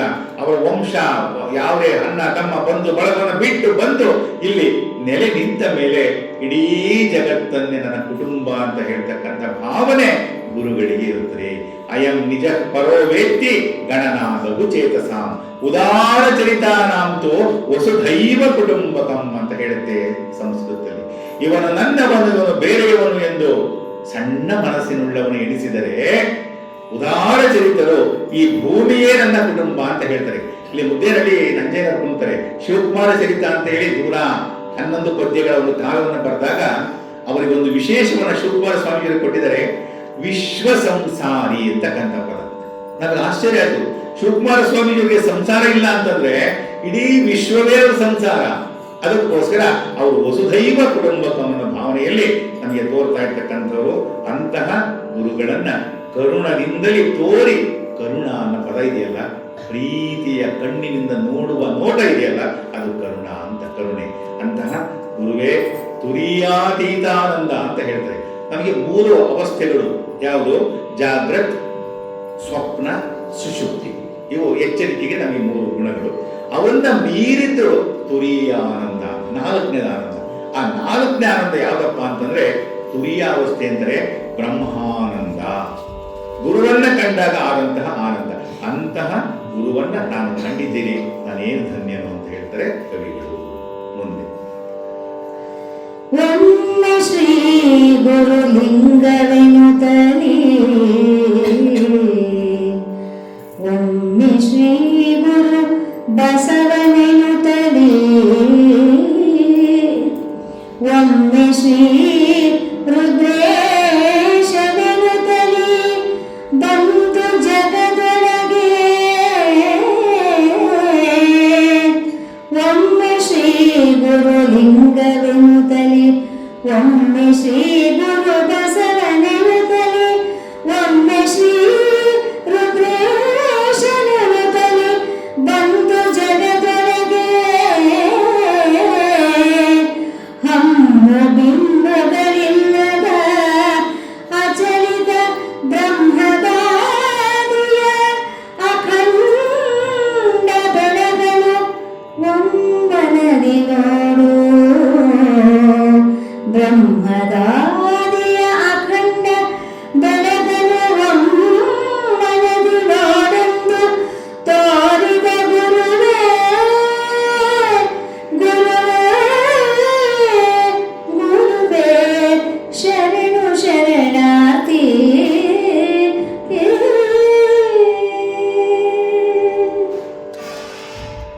ನಮ್ಮ ಶರಣ ಪರಂಪರೆಯಲ್ಲಿ ಗುರು, ಲಿಂಗ, ಜಂಗಮ ಈ 3 ಪದಗಳನ್ನು ನಾವು ಶ್ರೇಷ್ಠವೆಂದು ಗಣಿಸುತ್ತೇವೆ. ಗುರು, ಲಿಂಗ, ಜಂಗಮವನ್ನ ಮೀರಿರ್ತಕ್ಕಂಥದ್ದು ನಮಗೆ ಸಾಕ್ಷಾತ್ ಕಾಣ್ತಕ್ಕಂಥ ಗುರು ಸ್ವರೂಪರಾಗಿರ್ತಕ್ಕಂಥವ್ರು. ನಾನು ಉದಾಹರಣೆಗೆ ಬಸವಣ್ಣನವರನ್ನ ನಾವು ಗುರು ಸ್ವರೂಪಿಗಳು ಅಂತೀವಿ, ಲಿಂಗ ಸ್ವರೂಪಿಗಳು ಅಂತ ಅಂತೀವಿ, ಶಿವಸ್ವರೂಪಿಗಳು ಅಂತ ಹೇಳ್ತೀವಿ, ಜಂಗಮರು ಅಂತ ಹೇಳ್ತೀವಿ ಅಂದ್ಕೊಳ್ಳೋಣ. ಇದು ಒಂದು ಪರಂಪರೆಯನ್ನು ನಾವು ಜ್ಞಾಪಿಸ್ಕೊಳ್ಳೋಣ. ಬಸವಣ್ಣನವರನ್ನ ನಾವು ಗುರುಲಿಂಗ ಜಂಗಮ ಸ್ವರೂಪಿಯಾಗಿ ಕಂಡ ನಂತರ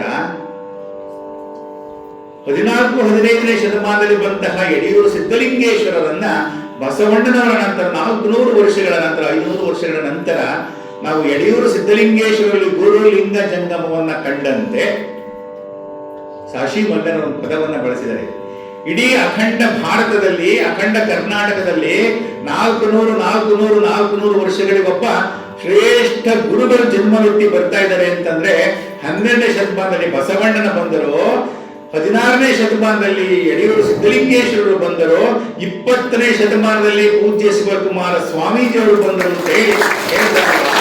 ಇದು ಇದೆಯಲ್ಲ, ಇದು ಜಂಗಮ, ಇದು ಗುರು, ಇದು ಲಿಂಗ. ಇಲ್ಲಿ ಗುರು, ಲಿಂಗ, ಜಂಗಮ. ಗುರುವನ್ನ ಲಿಂಗ ಅಂಬೋದು, ಲಿಂಗವನ್ನ ಗುರು ಅಂಬೋದು, ಗುರುವನ್ನ ಲಿಂಗ, ಜಂಗಮ ಯಾವುದನ್ನು ಬೇಕಾದ್ರೂ ಕರೀಬಹುದು.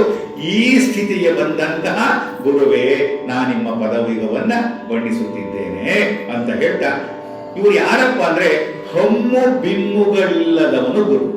ಹಮ್ಮು ಅಂದ್ರೆ ಅಹಂಕಾರಗಳು, ಬಿಮ್ಮು ಅಂದ್ರೆ ನಾನಾ ರೀತಿಯಾಗಿರ್ತಕ್ಕಂಥ ನಾನು ನಾನು ಅಂತಕ್ಕಂಥ ಏನು ಭಾವನೆಗಳನ್ನ ತುಂಬಿಕೊಂಡಿದ್ದಾರೋ ಅದನ್ನೆಲ್ಲವನ್ನ ಮೀರಿರ್ತಕ್ಕಂಥವ್ರು ಹಮ್ಮು ಬಿಮ್ಮುಗಳಿಲ್ಲ ಅಚಲಿತ ಬ್ರಹ್ಮದ ಆನಂದಮಯವಾದಂತಹ ಅಂತಹ ಬೆಳಕು. ನಾನಾಗಲೇ ಹೇಳಿದೆ, ಜಂಗಮ ಅಂತಂದ್ರೆ ಬೆಳಕು ಅಂತಾರೆ ಅರ್ಥ, ಗುರು ಅಂದ್ರೆ ಬೆಳಕು, ಲಿಂಗ ಅಂದ್ರೆ ಬೆಳಕು. ಇಂತಹ ಲಿಂಗ ಸ್ವರೂಪಿಯಾದಂತಹ ಗುರುದೇವನೇ ನಿನ್ನ ಚರಣಗಳಿಗೆ ಶರಣು ಶರಣಾರ್ಥಿ. ಶರೀರ ಮಲಿನವಿದೆಂದು ಖಂಡಿಸಿ ಪರಮ ನಿರ್ಮಲವೆಂದು ಪೂಜಿಸಿ, ಶರೀರ ಮಲಿನವಿದೆಂದು ಖಂಡಿಸಿ ಪರಮ ನಿರ್ಮಲವೆಂದು ಪೂಜಿಸಿ, ಮರಣ ಬಾಧೆಗಳಿಪ್ಪ ಸಿದ್ಧಾಂತಿಗಳ ಮತ ಹೊಗದ ದುರುಳ ವೇದಾಂತಿಗಳ ಮಾತಿನ ಬರಿಯ ಬೊಮ್ಮದ ಬೋಧೆಯಲ್ಲಿದು, ದುರುಳ ವೇದಾಂತಿಗಳ ಮಾತಿನ ಬರಿಯ ಬೊಮ್ಮದ ಬೋಧೆಯಲ್ಲಿದು, ಹರದೊಳಗೆ ಸಮರಸ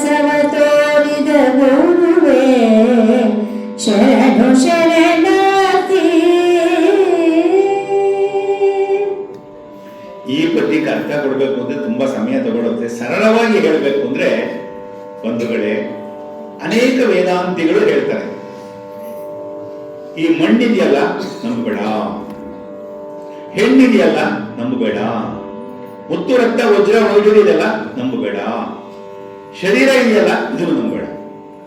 ಯಾಕಂದ್ರೆ ಇದು ಮಲ ಮೂತ್ರಗಳಿಂದ ಕೂಡಿರ್ತಕ್ಕಂಥ ಕುಡಿಕೆ ತಡಿಕೆ, ಅದಕ್ಕೋಸ್ಕರ ಈ ಶರೀರದ ಮೇಲೆ ವ್ಯಾಮೋಹ ಬೇಡ ಅಂತ ಹೇಳಿ ವೇದಾಂತಿಗಳು ಹೇಳ್ತಾ ಹೇಳ್ತಾ ಹೇಳ್ತಾ ಈ ಶರೀರದ ಮೇಲಿರ್ತಕ್ಕಂಥ ವ್ಯಾಮೋಹವನ್ನು ಬಿಟ್ಟುಬಿಡಿ ಅಂತ ಹೇಳ್ತಾರೆ. ಆದ್ರೆ ಇಲ್ಲಿ ಗುರುಗಳು ಹೇಳ್ತಾರೆ, ಇಲ್ಲಿ ಶರೀರ ಮಲ ಮೂತ್ರಗಳಿಂದ ತುಂಬಿದ್ರು ಕೂಡ ಅದನ್ನ ಒಂದು ಕಡೆ ಇಟ್ಬಿಡೋಣ, ಬಸವಣ್ಣವರ ವಚನವನ್ನು ಜ್ಞಾಪಿಸ್ಕೊಳ್ಳೋಣ. ನಾವು ಉಳ್ಳವರು ಶಿವಾಲಯವ ಮಾಡುವರು, ನಾನೇನ ಮಾಡಲಿ ಬಡವನಯ್ಯ, ಎನ್ನ ಕಾಲೇ ಕಂಬ ದೇಹವೇ ದೇಗುಲ ಶಿರವೇ ಹೊನ್ನ ಕಳಶವಯ್ಯ, ಕೂಡಲ ಸಂಗಮ ದೇವ ಕೇಳಯ್ಯ, ಸ್ಥಾವರ ಕಳಿವುಂಟು ಜಂಗಮ ಕಳಿವಿಲ್ಲ. ಈ ವಚನವನ್ನ ನಾವು ಸಂಯೋಜಿಸಿ ಹೇಳೋದಾದ್ರೆ, ಈ ನಮ್ಮ ಶರೀರ ಇದೆಯಲ್ಲ, ಶಿವಕುಮಾರ ಸ್ವಾಮಿಗಳು ಯಾವಾಗೂ ಹೇಳ್ತಾರೆ, ಈ ಶರೀರ ಇದೆಯಲ್ಲ ಇದು ಪವಿತ್ರವಾದದ್ದು ಶರೀರ, ಅತ್ಯುನ್ನತ ಶ್ರೇಣಿಯಲ್ಲಿರ್ತಕ್ಕಂಥದ್ದು. ಹುಚ್ಚಪ್ಪಗಳಿಲ್ಲ, ನೀವು ಮಾನವ ಜನ್ಮ ಬಹುದೊಡ್ಡದು ಅಂತ ಹೇಳಿದ ದಾಸರು ಕೂಡ ಹೇಳಿದರು. ಅದಕ್ಕೋಸ್ಕರ ಈ ಶರೀರವನ್ನು ಮಲಿನವೆಂದು ದೂರ ಮಾಡಬೇಡಿ, ಇದನ್ನ ಪವಿತ್ರ ಭಾವನೆಯಿಂದ ಕಾಣಿ. ನಾವು ಒಂದ್ಸರಿ ಅಂದುಕೊಳ್ಳೋಣ, ನಾವು ಪ್ರತಿನಿತ್ಯ ಬೆಳಿಗ್ಗೆ ಎದ್ದಾಗ ನನ್ನ ಪರಮಾತ್ಮ ಕೊಟ್ಟಿರ್ತಕ್ಕಂಥ, ನನ್ನ ತಂದೆ ತಾಯಿಗಳು ಕೊಟ್ಟಿರ್ತಕ್ಕಂಥ ಈ ಶರೀರ, ನಾನು ಎಷ್ಟು ಚೆನ್ನಾಗಿದ್ದೀನಿ ಅಂತ ಅಂದುಕೊಳ್ಬೇಕು ನಾವು. ನನ್ನ ಕಣ್ಣುಗಳು ಎಷ್ಟು ಚೆನ್ನಾಗಿದ್ದಾವೆ, ನನ್ನ ಶರೀರ ಎಷ್ಟು ಚೆನ್ನಾಗಿದೆ, ನನ್ನ ಕೈಗಳು ಎಷ್ಟು ಚೆನ್ನಾಗಿದ್ದಾವೆ, ನನ್ನ ಕಾಲುಗಳು ಎಷ್ಟು ಚೆನ್ನಾಗಿದ್ದಾವೆ, ನನ್ನ ಶರೀರ ಎಷ್ಟು ಚೆನ್ನಾಗಿದೆ. ಶರೀರವನ್ನು ನಾವು ಮೊದಲು ಪ್ರೀತಿಸಬೇಕು, ಆಗ ನಾವು ತೃಪ್ತರಾಗ್ತಿರ್ತಕ್ಕಂಥ ಭಾವನೆ ಬರುತ್ತೆ. ಆದ್ರೆ ಅಹಂಕಾರ ಬರಬಾರ್ದು, ಅಲ್ಲಿ ನಾನೇ ಶ್ರೇಷ್ಠ ಅನ್ನೋದು ಬರಬಾರ್ದು. ನಾನು ಎಲ್ಲರಂತೆ ಇದ್ದೀನಿ, ಆದ್ರೆ ನನ್ನ ಶರೀರವನ್ನ ನಾನು ಪ್ರೀತಿಸ್ತೀನಿ. ಎಲ್ಲಿಗೆ? ನನಗೆ ಆತ್ಮದೇ ಒಳಗಡೆ ಆ ಆತ್ಮವನ್ನ ನಾನು ನಂಬ್ತೀನಿ ಅನ್ನೋ ದೃಷ್ಟಿಯಿಂದ ಆತ್ಮನಿಗೆ, ಪರಮಾತ್ಮನಿಗೆ ನನ್ನ ಶರೀರದಲ್ಲಿ ನನ್ನ ಸ್ಥಾನವನ್ನ ಕೊಟ್ಟಿದ್ದೇನೆ, ನನ್ನ ಹೃದಯದಲ್ಲಿ ಪರಮಾತ್ಮನ ಇಟ್ಟುಕೊಂಡಿದ್ದೇನೆ. ನಾನು ದೇವಾಲಯಕ್ಕೆ ಹೋಗೋದಿಲ್ಲ, ಈ ಶರೀರವೇ ನನ್ನ ದೇವಾಲಯ ಅಂತ ಹೇಳ್ತೀವಲ್ವಾ. ಅಂತಹ ಗುರುವಿನ ಪಾದವನ್ನ ನನಗೆ ತೋರಿಸಿದಂತಹ ಗುರುವೇ ನಿನಗೆ ಸಮರಸವನ್ನ ನನಗೆ ಉಂಟು ಮಾಡಿದವನು ನೀವು. ಸಮರಸ ಅಂತ ಒಂದು ಪದ ಇಲ್ಲ, ನಾಲ್ಕೇ ಪದ ಇದೆ. ಸಮರಸ ಅಂದ್ರೆ ಒಂದಾಗುವುದು ಅಂತ, ಕೂಡುವುದು ಅಂತ ಅರ್ಥ. ಮನಸ್ಸುಗಳನ್ನ ಕೂಡಿಸಿಕೊಳ್ಳೋದು. ಗಂಡ ಹೆಂಡತಿ, ಭವಿ ಭಕ್ತ, ಪರಮಾತ್ಮ ಭಕ್ತನು ದೇವರು, ಇವರೆಲ್ಲರನ್ನು ಗುರು ಲಿಂಗ ಜಂಗಮ ಎಲ್ಲವನ್ನ ಅಂಗಲಿಂಗ ಭಾವದಲ್ಲಿ ನೋಡಿ ಕೂಡಿಕೊಳ್ಳೋದಿದೆಯಲ್ಲ, ಇದು ಅಂತಹ ಕೂಡಿಕೊಳ್ಳುವಂತೆ ಹೇಳಿದಂತಹ ಗುರುವೇ ನಿನಗೆ ಶರಣು ಶರಣಾರ್ಥಿ. ಅಂಗದ ಜ್ಞಾನವನ್ನು ದಹಿಸಿ ಚಿದಂಗ ನಿಮ್ಮಲ ಮಾಡಿ ಶಿವಕರ ತುಂಗ ಭಸಿತವಿದೆಂದು ಪಣೆಯೊಳಗಿಟ್ಟು ಮುದದಿಂದ ಹಿಂಗದಿರುತ್ತಿಹ ಪಶ್ಚಿಮದ ಘನಲಿಂಗವನ್ನು ಕರದೊಳಗಿರಿಸಿ, ಹಿಂಗದಿರುತ್ತಿಹ ಪಶ್ಚಿಮದ ಘನಲಿಂಗವನ್ನು ಕರದೊಳಗಿರಿಸಿ, ನಿಜ ಮಂಗಳಾತ್ಮಕನೆನಿಸಿ ಸಲಹಿದ ಗುರುವೇ, ಗುರುವೇ ಶರಣು ಶರಣಾರ್ಥಿ.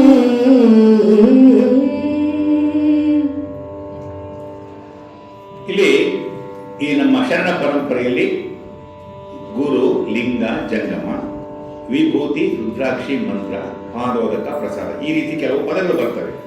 ಆ ಪದಗಳಲ್ಲಿ ವಿಭೂತಿ ಅಂತಕ್ಕಂಥ ಪದ ಇದೆ. ಶಿವನ ಬೆಳಕನ್ನ ನಾವು ವಿಭೂತಿ ಅಂತ ಕರಿತೀವಿ. ನೊಸಲ ವಿಭೂತಿಯೇ ಶೃಂಗಾರ, ಬಸವಣ್ಣ ವಚನ ಜ್ಞಾಪಿಸ್ಕೊಂಡು. ಅಂತಹ ವಿಭೂತಿ, ಶಿವನ ಬೆಳಕಾದಂತಹ ವಿಭೂತಿ ಧಾರಣೆಯನ್ನ ಮಾಡಿಸಿದಂಥವನು ಗುರು. ಶಿವನ ಜ್ಞಾನ ಚಕ್ಷು, ಶಿವನ ಕಣ್ಣುಗಳು ಅಂತೀವಿ ನಾವು, ಅದು ರುದ್ರಾಕ್ಷಿ ಅಂತ ಕರೀತಾರೆ. ರುದ್ರ ಅಕ್ಷಿ ಪದವನ್ನು ಬಿಡಿಸ್ಕೊಳ್ಳೋಣ. ರುದ್ರನ ಕಣ್ಣುಗಳು.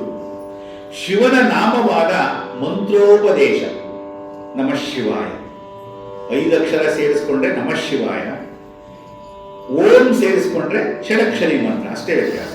ಅಂತಹ ಮಂತ್ರೋಪದೇಶದ ಮೂಲಕ, ದೀಕ್ಷೆಯ ಮೂಲಕ ಹರಜನ್ಮವನ್ನ ಕಡೆದು ನರಜನ್ಮವನ್ನ ತೊಡೆದು ಹರಜನ್ಮವನ್ನ ಮಾಡಿದಂತಹ ಗುರುವೇ ದೀಕ್ಷೆ ಕೊಡುವ ಸಂದರ್ಭದಲ್ಲಿ ತನ್ನ ಹಸ್ತದಿಂದ ನಮ್ಮ ಮೇಲೆ ಪಾದವನ್ನ ಇಟ್ಟುವ ಮೂಲಕ, ಹಸ್ತವನ್ನು ಇಡುವ ಮೂಲಕ ಗುರು ನಮಗೆ ದೀಕ್ಷೆಯನ್ನು ಕೊಟ್ಟಂತಹ ಸಂದರ್ಭದಲ್ಲಿ ಈ ಮಾಂಸಪಿಂಡವಾದಂತಹ ಶರೀರ ಹೋಗಿ ಮಂತ್ರಪಿಂಡವಾಗುತ್ತೆ ಅನ್ನೋದು ಈ ಶ್ರುತಿಯಲ್ಲಿ ಬಂದಿರತಕ್ಕಂಥದ್ದು.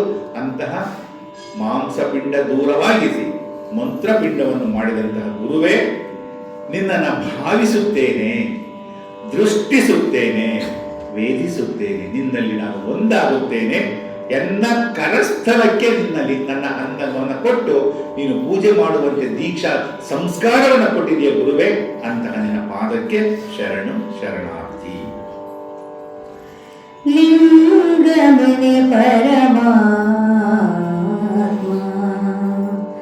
ಲಿಂಗಮನೆ ಪರಮಾತ್ಮ, ಪಾವನ ಲಿಂಗಮನೆ ಪರತತ್ವ,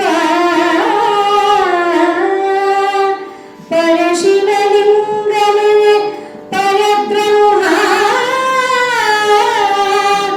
ಪರತರ ಘನಕ್ಕೆ ಘನಮಯವೋ, ಲಿಂಗಮನೆ ವರಮಂತ್ರರೂಪವು, ಲಿಂಗಮನೆ ನಿರವಯಲಯನು ಅದರಿಂಗಿತವನು ಎಂದೊಳಗೆ ತೋರಿದ ಗುರುವೇ,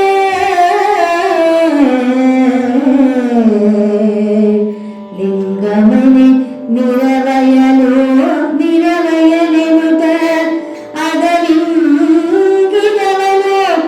ಎಂದೊಳಗೆ ತೋರಿದ ಗುರುವೇ, ಶರಣು ಶರಣಾರ್ಥಿ,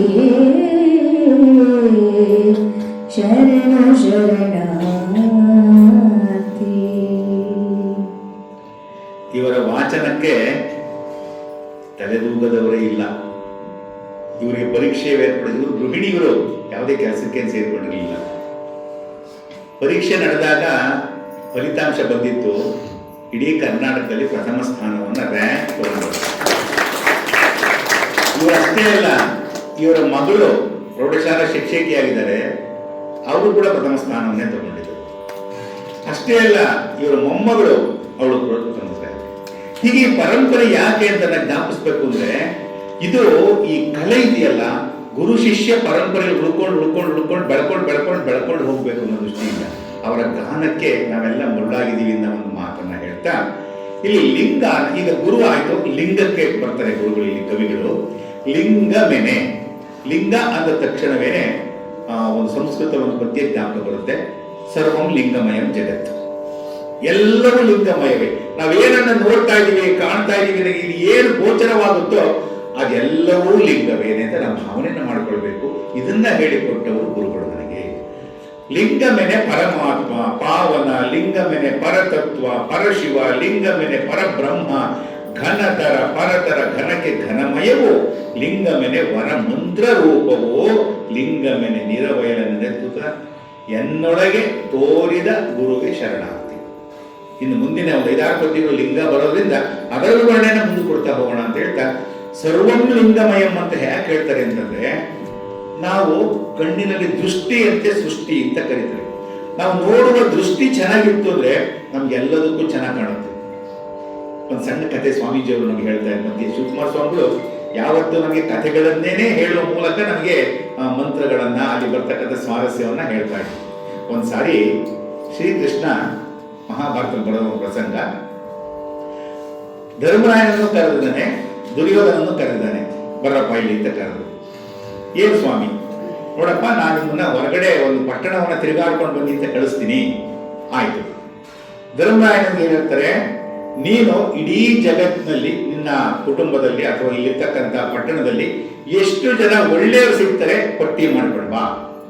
ದುರ್ಯೋಧನನ್ನು ಕರೆದು, ನಿನಗೆ ಒಟ್ಟು ಇಡೀ ನಗರವನ್ನೆಲ್ಲ ಸುತ್ತಾಡ್ಕೊಂಡು ಬಾ, ಒಳ್ಳೆಯವರು ಎಷ್ಟು ಜನ ಸಿಗ್ತಾರೆ, ಕೆಟ್ಟವ್ರು ಎಷ್ಟು ಜನ ಸಿಗ್ತಾರೆ. ಇಬ್ರು ಅದೇ ಪ್ರಶ್ನೆ, ಒಂದೇ ಪ್ರಶ್ನೆ, ಒಳ್ಳೆಯವರು ಎಷ್ಟು ಜನ ಸಿಗ್ತಾರೆ, ಕೆಟ್ಟವ್ರು ಎಷ್ಟು ಜನ ಸಿಗ್ತಾರೆ, ಪಟ್ಟಿ ಮಾಡ್ಕೊಂಡು ಬನ್ನಿ ಅಂತ ಕಳಿಸಿದ್ರು.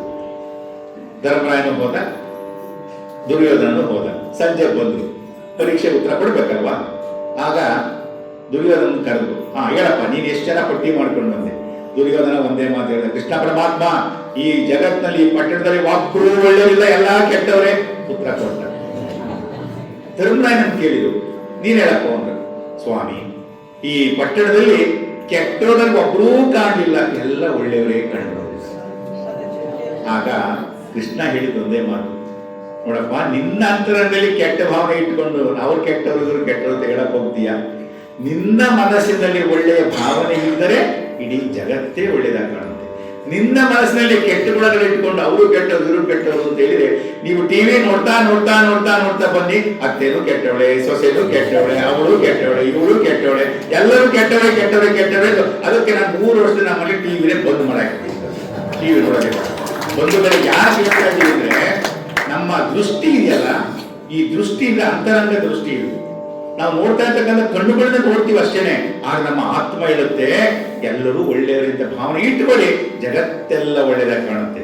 ನಾವು ಕೆಟ್ಟ ಮನಸ್ಸು ಇಟ್ಕೊಂಡ್ರೆ ಜಗತ್ತೆಲ್ಲ ಒಳ್ಳೆಯದೇ. ನಾವು ಯಾವ್ದು ಬೇಕು ಆಯ್ಕೆ ನಿಮ್ಮಲ್ಲಿ. ಇಲ್ಲಿ ಪರಮಾತ್ಮ ಹೇಳ್ತಾನೆ, ಲಿಂಗ ಅಂತಕ್ಕಂಥದ್ದು ಇದೆಯಲ್ಲ, ಈ ಪರಬ್ರಹ್ಮ ಲಿಂಗವನ್ನ ನಾವು ತೋರಿದಂತಹ ಗುರುವೇ ನಿನಗೆ ಶರಣು ಶರಣಾರ್ಥಿ. ಲಿಂಗ ಮಧ್ಯದೊಳು ಅಖಿಲ ಮಂತ್ರವು, ಲಿಂಗ ಮಧ್ಯದೊಳಖಿಲ ತಂತ್ರವು,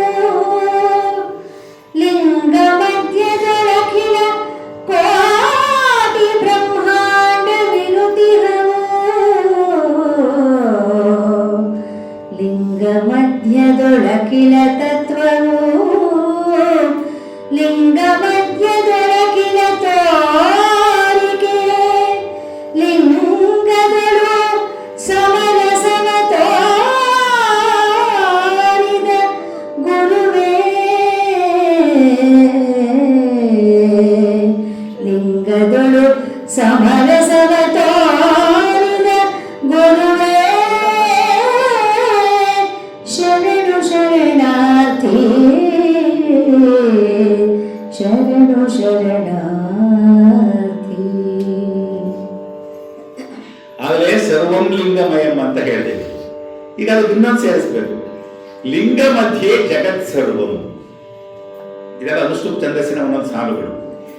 8 ಅಕ್ಷರ ಇರುತ್ತೆ ಇಲ್ಲಿ. ಆ 8 ಅಕ್ಷರದಲ್ಲಿ ನಾವು ಅನುಷ್ಠುಪ್ ಛಂದಸ್ಸನ್ನ ಬಳಸ್ತೀವಿ. ಲಿಂಗ ಮಧ್ಯೆ ಜಗತ್ ಸರ್ವಂ. ಸರ್ವಂ ಲಿಂಗಮಯಂ ಜಗತ್, ಎರಡು ಒಂದೇ ಅರ್ಥನೇನೆ. ಈ ಜಗತ್ತಿನ ಎಲ್ಲ 7 ಖಂಡಗಳು ಅಂತ ನಾವು ಹೇಳ್ತೀವಿ, ಎಲ್ಲವನ್ನ ಒಂದ್ಸಾರಿ ನೋಡ್ತಾ ಬನ್ನಿ, ಎಲ್ಲವೂ ಲಿಂಗಮಯವಾಗಿದೆ. ಆ ಲಿಂಗದಲ್ಲಿ ಬ್ರಹ್ಮಾಂಡವೇ ಅಡಗಿದೆ ಅನ್ನೋದು ಈ ತತ್ವ ಬರುತ್ತೆ. ಲಿಂಗ ಮಧ್ಯದೊಳಗಿನ ಮಂತ್ರವು, ಮಂತ್ರ ಅಂದ್ರೆ ನಮಃ ಶಿವಾಯ ಓಂ, ಓಂ ಅಂತಕ್ಕಂಥ ಪ್ರಣವದಿಂದಲೇ 7 ಕೋಟಿ ಮಂತ್ರಗಳು ಹುಟ್ಟಿದವೆ ಅಂತ ಹೇಳ್ತಾರೆ.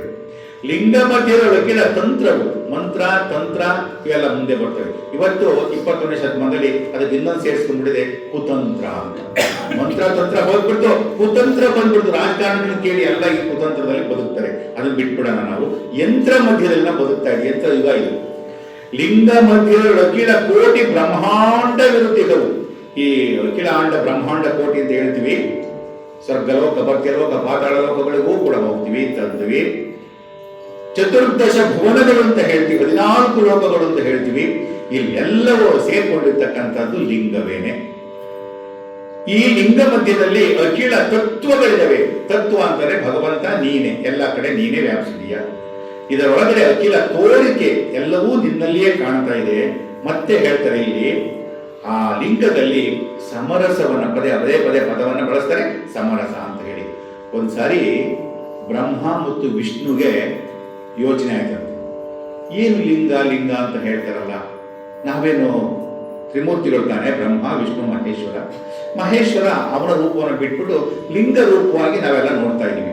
ಈ ಲಿಂಗವನ್ನ ಎಷ್ಟು ಎತ್ತರ ಇದೆ, ಎಷ್ಟು ಕೆಳಗಡೆ ಇದೆ ಅಂದ್ರೆ ತಳ ಪಾತಾಳ, ಮೇಲೆ ತುದಿ, ಪರೀಕ್ಷೆ ಮಾಡೋಣ ಅಂತ ಇಬ್ಬರು ಮಾತಾಡ್ಕೊಂಡು ಏನ್ ಮಾಡಿದಂತೆ, ಶಿವನ ಹತ್ರ ಹೋದಂತೆ, ನಿನ್ನೆಲ್ಲ ಲಿಂಗ ಸ್ವರೂಪ ಅಂತ ಕರೀತಾರೆ, ನಿನ್ನ ತಳವನ್ನ ಹುಡುಕ್ಬೇಕು ಅಂತ ಹೇಳಿದ್ವಿ, ಎಷ್ಟು ಆಳ ಇದೆ ಅಂತ. ಆಯ್ತಪ್ಪ ಹೋಗಿ ಬನ್ನಿ ಅಂತ ವಿಷ್ಣು ಹೇಳಿದ, ನಾನು ಹುಡುಕ್ಬೇಕು, ನಿನ್ ತುದಿ ಹತ್ರ ಎಷ್ಟೈತೆ ಅಂತ. ಪಂಥ ಕಟ್ಟಿವಿ ಇಬ್ರುನೆ, ಹುಡುಕ್ ಬಂದ್ಬಿಡೋಣ, ಇಷ್ಟ ಹತ್ರ ಇದೆ, ಇಷ್ಟ ಆಳ ಇದೆ ಅಂತ. ಹೋದ ಬ್ರಹ್ಮ, ಹೋಗಿ ತಳಕ್ ಹೋಗ್ತಾ ಇದ್ದಾನೆ. ತಳನೇ ಸಿಗ್ಲಿಲ್ಲ. ಅವರು ಸುಸ್ತಾಗ್ಬಿಟ್ಟು ವಾಪಸ್ ಬಂದ್ಬಿಟ್ಟ. ವಿಷ್ಣು ಹೋಗ್ತಾರೆ, ತುದಿ ನೋಡ್ತೀನಿ ನಾನು, ತುದಿ ನೋಡ್ತೀನಿ ನಾನು, ಎಷ್ಟೆತ್ರ ಇದ್ದಾನೆ ಅಂತ ಹೋದ ತುದಿನೇ ಸಿಗ್ಲಿಲ್ಲ. ಅದಕ್ಕೆ ವೇದಗಳ ಪುರುಷಕ್ಕೊಂದು ಮಾತು ಬರುತ್ತೆ, ಓಂ ಸಹಸ್ರ ಶೀರ್ಷ ಪುರುಷ ಸಹಸ್ರಾಕ್ಷ ಸಹಸ್ರಪಾತು ಸ ಭೂಮಿಂ ವಿಶ್ವತೋ ಋತ್ವ ಅತ್ಯತಿಷ್ಠ ದಶಾಂಗುಲಂ. ನಮಗೆ ಗುರುಗಳು ವೇದಗಳನ್ನು ಸ್ವಲ್ಪ ಹೇಳಿಕೊಟ್ಟಿದ್ರು. ಅತ್ಯತಿಷ್ಠ ದಶ ಅಂಗುಲಂ. ನಮ್ಮ ಮನಸ್ಸಲ್ಲಿ ಅಂದುಕೊಳ್ಳೋಣ, ಅತಿಷ್ಠತು ದಶ ಅಂಗುಲ ಪದವನ್ನು ಬಿಡಿಸ್ಕೊಳ್ಳೋಣ. ನಮ್ಗೆ ಲಿಂಗ ಎಷ್ಟು ಹತ್ರ ಇದೆ ಅಂತ ಅಂದ್ಕೊಂಡ್ರೆ ನೀವು 10 ಅಡಿ ಅಂತ ಮನಸ್ಸನ್ನು ಅಂದ್ಕೊಳ್ಳಿ. 10 ಅಡಿ ಲಿಂಗ ಇದೆ, ಅದ್ರ ಮೇಲೆ 10 ಅಡಿ ಯೋಚನೆ ಮಾಡ್ಕೊಳ್ಳಿ. 20 ಆಯ್ತು. 20 ಅಂತಂದ್ರೆ ಅದ್ರ ಮೇಲೆ 10 ಅಡಿ.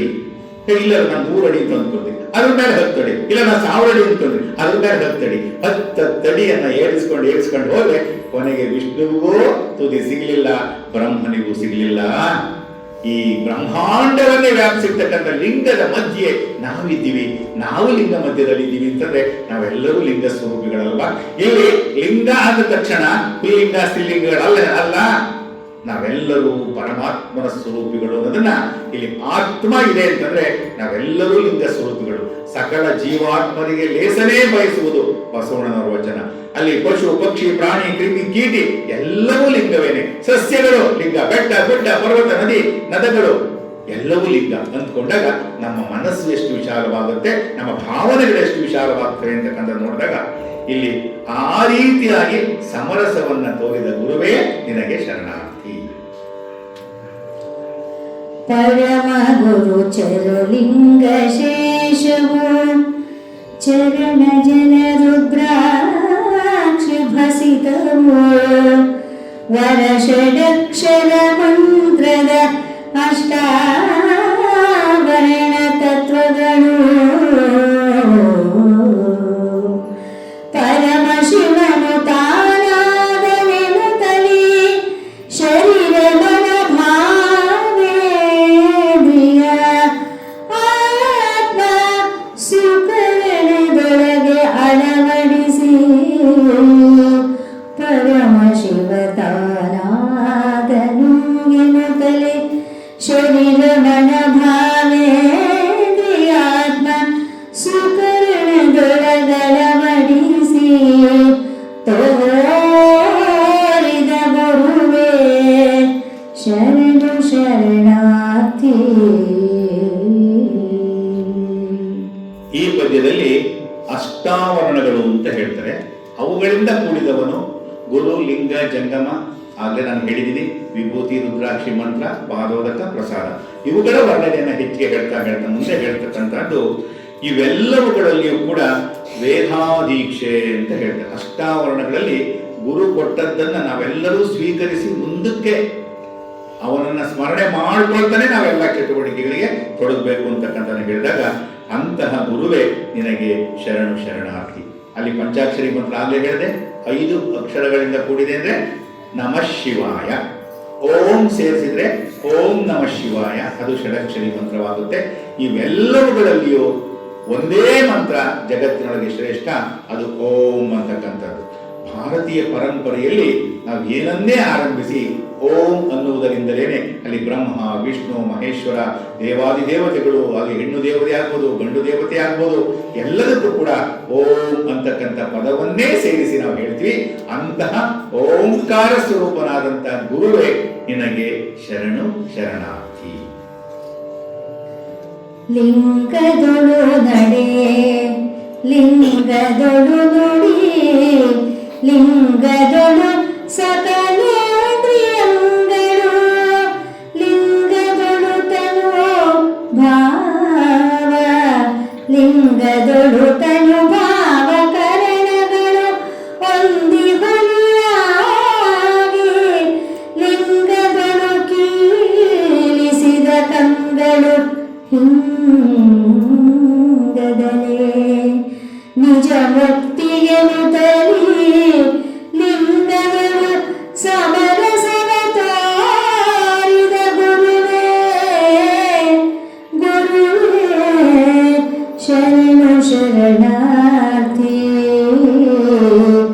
ಶರಣು ಶರಣಾರ್ಥಿ. ನಾವು ಮುಂಜಾವದಲ್ಲೆದ್ದು ಲಿಂಗ ಪೂಜೆ ಮಾಡ್ತಾ ಇದ್ದೀವಿ ಅಂದ್ರೆ ಮನಸ್ಸಿನಲ್ಲಿ ಒಂದು ಭಾವನೆನ ನಾವು ತಂದುಕೊಳ್ಬೇಕಂತೆ.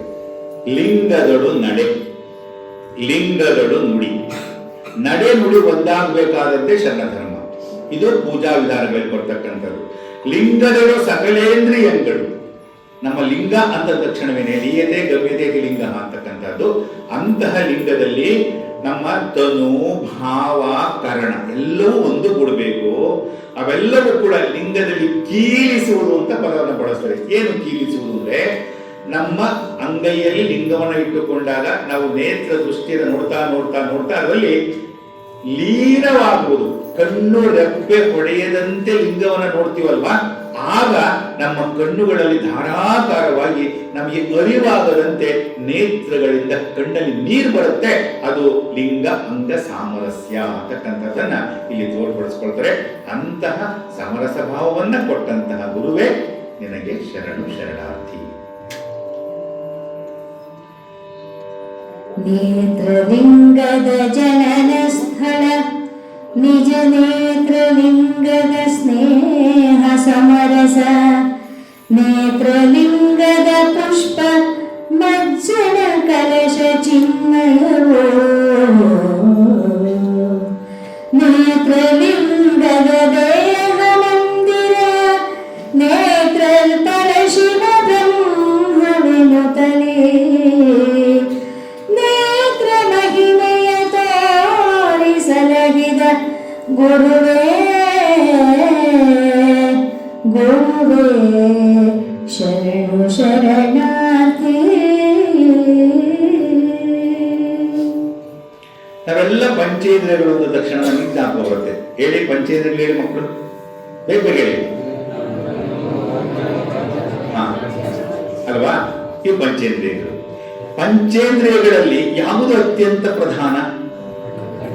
ಕಣ್ಣು. ಅದಕ್ಕೆ ಶ್ರುತಿಯಲ್ಲಿ ಒಂದು ಪದ ಬಳಸ್ತಾರೆ, ಸರ್ವೇಂದ್ರಿಯಾಣಾಂ ನಯನಂ ಪ್ರಧಾನಂ ಅಂತ ಹೇಳಿ. ಎಲ್ಲಾ ಇಂದ್ರಿಯಗಳಿಗೂ ಕಣ್ಣೇ ಪ್ರಧಾನವಂತೆ. ಅಲ್ಲಿ ಗುರುಗಳು ಹೇಳ್ತಾರೆ, ನೇತ್ರಲಿಂಗದ ಜನನ ಸ್ಥಳ, ನಿಜ ನೇತ್ರಲಿಂಗದ ಸ್ನೇಹ ಸಮರಸ, ನೇತ್ರಲಿಂಗದ ಪುಷ್ಪ ಮಜ್ಜನ ಕಲಶ ಚಿನ್ಮಯವು, ನೇತ್ರಲಿಂಗದ ದೇಹ ಮಂದಿರ, ನೇತ್ರ ಪರಶಿವ ಬ್ರಹ್ಮವೆನುತ್ತಲೇ, ನೇತ್ರ ಮಹಿಮೆಯ ತೋರಿ ಸಲಹಿದ ಗುರುವೇ ಶರಣಾರ್ಥಿ. ಇಲ್ಲಿ ಕಣ್ಣು ಅಂದ ತಕ್ಷಣ ನಾವು ನೋಡ್ತಕ್ಕಂಥದ್ದು, ನೋಡುವ ಮೂಲಕ ಇಡೀ ಜಗತ್ತನ್ನು ನೋಡ್ತೀವಿ. ಕಣ್ಣೇ ಇದೆ ಹೋಗಿದ್ರೆ ನಾವು ಅಂಧರಾಗಿರ್ತಕ್ಕಂಥ ಒಮ್ಮೆ ಜ್ಞಾಪಿಸ್ಕೊಳ್ಳಿ, ಅವರು ಇಲ್ಲದೆ ಇರ್ತಕ್ಕಂಥ ಭಾಗ್ಯ ನಮಗೆ ಪರಮಾತ್ಮ ಕೊಟ್ಟಿದ್ದಾನೆ, ಅವರಿಗೆ ಆ ಭಾಗ್ಯವನ್ನು ಕೊಡಲಿ ಅಂತಕ್ಕಂಥದ್ದನ್ನ ನಾವು ಸ್ಮರಣೆ ಮಾಡ್ಕೊಳ್ಬೇಕು. ಅಲ್ಲಿ ಕಣ್ಣಿನಿಂದ ನೋಡುವ ಮೂಲಕ ಅಲ್ಲಿ ಎಲ್ಲ ಸ್ನಾನ, ಪೂಜೆ, ಪುಷ್ಪ ನಮನ, ಭಾವನಮನ, ಲಿಂಗ ನಮನ ಎಲ್ಲವೂ ಕೂಡ ನಮಗೆ ಕಣ್ಣಿನಿಂದಲೇ ಉಂಟಾಗುತ್ತೆ. ಅಂತಹ ಬ್ರಹ್ಮವೆನುತ ನೇತ್ರ ಮಹಿಮೆಯನ್ನ ತೋರಿದ ಗುರುವೇ ಶರಣಾರ್ಥಿ. ಇನ್ನು ಮುಂದೆ ಒಂದು ಪದ್ಯ ಇದೆ, ಅದನ್ನ ಹಾಡೋಕ್ಕಾಗೋದು ಬೇಡ ಅಂತ ಹೇಳ್ಬಿಟ್ಟು ಅದರ ಸಾರಾಂಶವನ್ನ ಮಾತ್ರ ಹೇಳ್ಬಿಡ್ತೀನಿ. 6 6 6 ಅಂತ ಬರುತ್ತೆ. ಅದನ್ನ ಹೇಳ್ತಾ ಹೋಗ್ಬಿಟ್ರೆ ಬೆಳಕಲೆ ತನಕ ಹೇಳ್ಬೋದು. ಕೋರಂಬಾವ್ ಏನಾದ್ರು ಮನಸ್ಸು ಮಾಡಿಬಿಟ್ರೆ ಈ 6 ಅನ್ನೋದನ್ನ ವಿವರಣೆನ ಕೊಡಕ್ ಶುರು ಮಾಡಿದ್ರೆ ಇಡೀ ರಾತ್ರಿ ಕುಳಿತುಕೊಂಡು ನೀವೇ ಹೇಳ್ಕೊಳ್ತಾರೆ, ಅವರೊಬ್ಬರೇ ಹೇಳ್ಬಿಡ್ತೀನಿ. ನಾನು ಅದನ್ನು ವಿವರಣೆ ಕೊಡಕ್ ಹೋಗೋದಿಲ್ಲ. 6 ಭೂತಂಗಳು, 6 ಚಕ್ರಗಳು, 6 ಲಿಂಗಗಳು, 6 ಅಂಗಗಳು, 6 ಮುಖಗಳು, 6 ಕರಗಳು, 6 ಶಕ್ತಿಗಳು, 6 ಭಕ್ತಿಗಳು, 6 ದ್ರವ್ಯಗಳು, 6 ಶೇಷಗಳು, 6 ಮಂತ್ರಗಳು, 6 ಪ್ರಸಾದ ಮಂತ್ರಗಳು, 6 ಕಲೆಗಳು, ಹೀಗೆ ಈ ಷಟ್ ಸ್ಥಳಗಳಲ್ಲಿರ್ತಕ್ಕಂಥ 6 ಅನ್ನೋದನ್ನ ಜಗತ್ತೇ ಒಪ್ಪಿಕೊಂಡಿದೆ. ನಾನು ಇದನ್ನು 1 ನಿಮಿಷ ಕೇಳಿದ್ದೀನಿ, ಮುಂದಕ್ಕೆ ಹೋಗ್ಬಿಡ್ತೀನಿ. ಯಾಕೆಂದ್ರೆ ಸಮಯ ಹತ್ರ ಬಂದಂಗೆ ನಾವು ಕೂಡ ಸಮಯಕ್ಕೆ ಬದ್ಧರಾಗಬೇಕು ಅನ್ನೋ ದೃಷ್ಟಿಯಿಂದ ಮನಸ್ಸಿನ ಭಾವನೆಯನ್ನ ಹೇಳ್ತಾನೆ ಗುರುಗಳಿಗೆ. ಮನದ ಕೋಣೆಯೊಳಿಪ್ಪಲಿಂಗಕ್ಕೆ ಮನವೇ ಮಜ್ಜನ, ಮನವೇ ಗಂಧವು, ಮನವೇ ಅಕ್ಷತೆ, ಮನವೇ ಪುಷ್ಪವು, ಮನವೇ ಘನರೂಪ, ಮನವೇ ದೀಪವು, ಮನವೇ ಅರ್ಪಣ, ಮನವೇ ತಾಂಬೂಲವಾಗಿ ಸಂತತ, ಮನವೇ ಮಹಾಗಣವೆಂದು ತೋರಿದ ಗುರುವೇ, ಮನವೇ ಮಹಾಗಣವೆಂದು ಶರಣು ಶರಣಾರ್ಥಿ.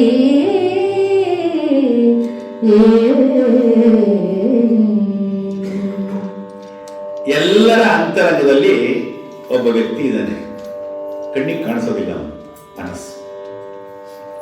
ಮನಸ್ಸಿಗೆ ಒಂದು ರೂಪ ಕೊಟ್ಕೊಳ್ಳೋಣ ಅಂತ ಇಟ್ಕೊಳ್ಳಿ.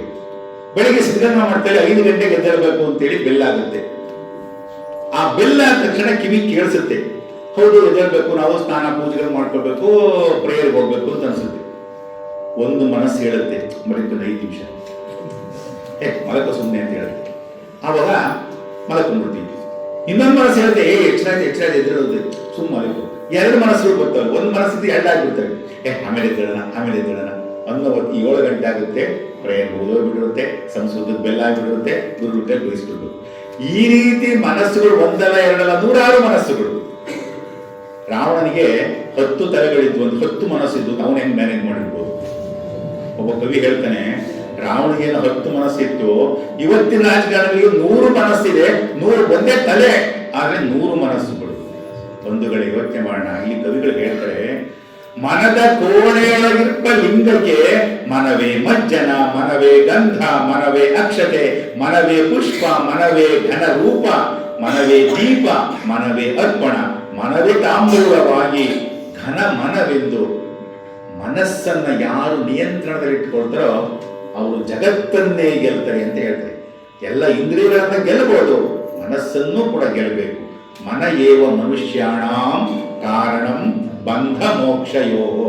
ಮನುಷ್ಯನ ಮನಸ್ಸೇ ನನ್ನ ಆತ್ಮಕ್ಕೆ, ಬಂಧನಕ್ಕೆ, ಮೋಕ್ಷಕ್ಕೆ ಕಾರಣವಾಗುತ್ತೆ. ಅದಕ್ಕೋಸ್ಕರ ಅಂತಹ ಮನಸ್ಸಿನಲ್ಲಿ ಪೂಜೆ, ಅದು ಮನೋಪೂಜೆ, ಮನೋಭಾವ ಪೂಜೆ ಅಂತ ಹೇಳ್ತಾರೆ. ಮುಂದಕ್ಕೆ ಈಗ ಪಂಚೇಂದ್ರಿಯಗಳಲ್ಲಿ ಹೇಗೆ ನೋಡೋಣ. ಒಮ್ಮೆ ಘ್ರಾಣದೊಳೊಮ್ಮೆ ಜಿಹ್ವೆಯೊಳೊಮ್ಮೆ ನೇತ್ರದೊಳೊಮ್ಮೆ ತ್ವಕ್ಕಿನೊಳೊಮ್ಮೆ ಶ್ರೋತ್ರದೊಳೊಮ್ಮೆ ಹೃದಯದೊಳೊಮ್ಮೆ ಭಾವದೊಳು ಒಮ್ಮೆ ಕರಣದೊಳೊಮ್ಮೆ ಮನದೊಳಗೊಮ್ಮೆ ಒಳ ಹೊರಗಿರದ ಬೆಳಗುಳ ಬ್ರಹ್ಮದ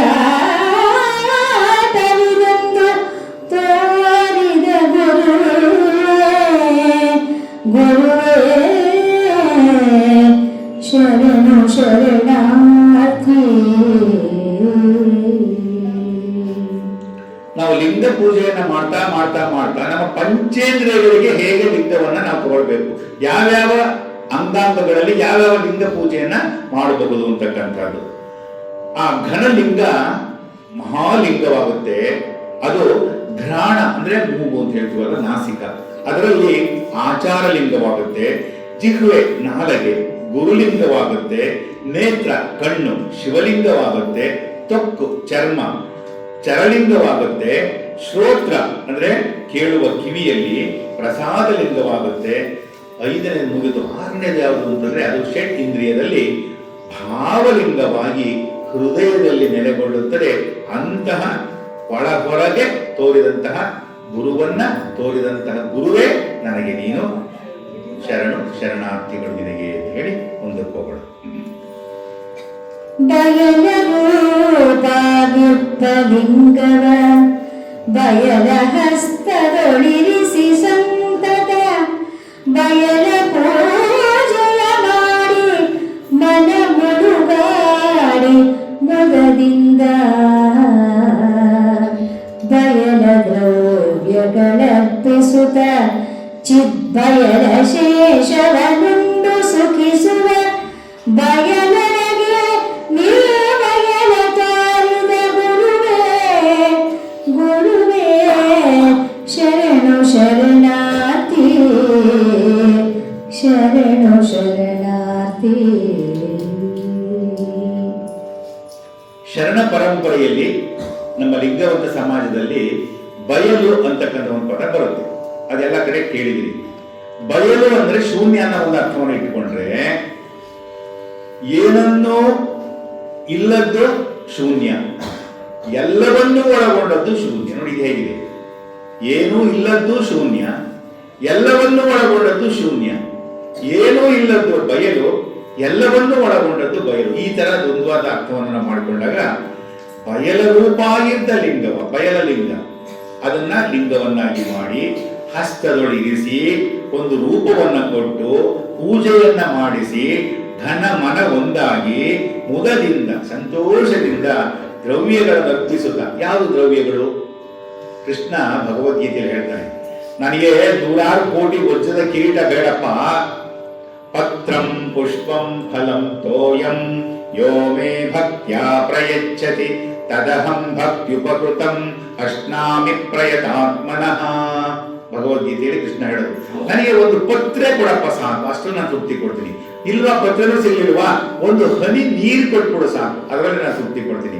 ಫಲಂ, ಒಂದು ಹಣ್ಣನ್ನ ಕೊಡು, ಹೋಗಿ ಇಲ್ವೇ ಇಲ್ವಾ, ಹಣ್ಣು ಕೊಟ್ಟೆ ಅಂತ ಅಂದುಕೊಂಡು ಅದರಲ್ಲಿ ತೃಪ್ತಿ ಕೊಡ್ತೀನಿ. ನಿರ್ಮಲವಾದ ಮನಸ್ಸಿನಿಂದ ನನ್ನಲ್ಲಿ ಒಂದಾಗೋ ಅರ್ಜುನ ಅಂತ ಹೇಳ್ತಾನಲ್ವಾ. ಈ ಭಾವ ನಮಗೆ, ನಾವು ಕೋಟಿ ಕೋಟಿ ಕೊಡಬೇಕು, ಯಾವ ದೇವರು ಕೂಡ ನೀವು 100 ರೂಪಾಯಿ ಕೊಟ್ಟು ರಸೀದಿ ತಗೊಳ್ಳಿ ಹೇಳಿಲ್ಲ, 1,00,000 ರೂಪಾಯಿ ಕೊಟ್ಟು ಬನ್ನಿ ಒಳಗಡೆ ಅಂತ ಹೇಳಿಲ್ಲ, ದರ್ಶನಕ್ಕೆ ಇಲ್ಲಿ ಹೋದ ಇಷ್ಟು ರೂಪಾಯಿ ಅಂತ ಹೇಳಿಲ್ಲ. ನಿಜವಾಗ್ಲೂ ಹೇಳ್ತೀವಿ, ನಮ್ಮ ಶರಣ ಧರ್ಮ ಇದೆಯಲ್ಲ, ಜಗತ್ತಿನಲ್ಲಿ ಯಾಕೆ ಶ್ರೇಷ್ಠವಾಗುತ್ತೆ ಅಂದ್ರೆ, ನಿಮ್ಮ ನಿರ್ಮಲವಾದ ಮನಸ್ಸಿನಿಂದ ಪೂಜೆಗೊಳ್ಳಿ, ಅದೇ ಶ್ರೇಷ್ಠ. ವಸ್ತುಗಳು, ಆಭರಣಗಳು, ಒಡವೆ ವಸ್ತುಗಳು ಯಾವುದಲ್ಲೂ ಇಲ್ಲ ಅಂತಕ್ಕಂಥ ನಿರ್ಮಲ ಭಾವದ ಲಿಂಗವನ್ನ ನಾವು ಮನಸ್ಸಿನಲ್ಲಿ ಧರಿಸಿಕೊಂಡಿದ್ದೇವೆ, ಅದೇ ನಮಗೆ ಸರ್ವಸ್ವ ಎನ್ನುವುದನ್ನ ಬಯಲು ಎನ್ನುವ ಪದದಲ್ಲಿ ಹೇಳ್ತಾ, ಅದನ್ನ ತೋರಿದಂತ ಗುರುವೇ ನಿನಗೆ ಶರಣಾರ್ಥಿ. ಮನವು ಕ್ಷಣ ಪಾತಾಳ ಕೈದುದು, ಮನವು ಕ್ಷಣದೊಳು ಗಗನ ಕೈದುದು, ಮನವು ಕ್ಷಣದೊಳಗೆ 8 ದಿಶೆಗಳ ಬಳಸಿ ಬಂದಿರುವುದು, ಮನಗಳೊಬ್ಬೊಳಿಯಾಗಿ ನಿಂದಿರೆ ಘನಕ್ಕೆ ಘನ ಮಹಲಿಂಗವೆನುತ, ಅದರ ಅನುಭವ ಎಂದರು ತೋರಿಸಲಹಿದ ಗುರುವೇ, ಎಂದರು ತೋರಿ ಸಲಹಿದ ಗುರುವೇ, ಶರಣು ಶರಣಾರ್ಥಿ, ಶರಣು ಶರಣಾರ್ಥಿ. ಈಗ ಮನಸ್ಸನ್ನು ಮತ್ತೆ ಇನ್ನೊಂದ್ಸರಿ ಗುರುಗಳು ಕೇಳ್ತಾರೆ. ಮನಸ್ಸು ಚಂಚಲ, ಬಸವಣ್ಣ ಹೇಳ್ತಾರೆ ಮನವೆಂಬ ಮರ್ಕಟನ್ನು ಅಂತ ಬಳಸ್ತಾರೆ. ಮನಸ್ಸು ಎಲ್ಲ ಪದ ಕೋಟಿ ಚೇಷ್ಟೆ ಅಂತ, ಬಸವಣ್ಣಗೂ ಬಿಡಿರುವಂತೆ ಮನಸ್ಸು ನನಗೂ ಚಂಚಲ ಆಗುತ್ತೆ ಅಂತ ಹೇಳ್ತಾರೆ. ಅವರಿಗೆ ಆಗಲಾರ ನಮ್ಗಿಂದೆಷ್ಟು ಚಂಚಲ ಆಗೋಣ.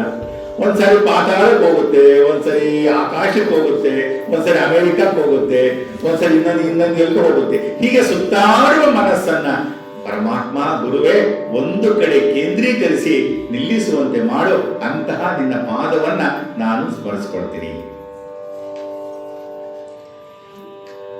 ಎಲ್ಲಿ ನೋಡಿದಡಲ್ಲಿ ಲಿಂಗವು, ಎಲ್ಲಿ ಮುಟ್ಟಿದಡಲ್ಲಿ ಲಿಂಗವು, ಎಲ್ಲಿ ಮಾನದಾನಂದ ತೋರಿದಡೆ ಅಲ್ಲಿ ಘನಲಿಂಗ,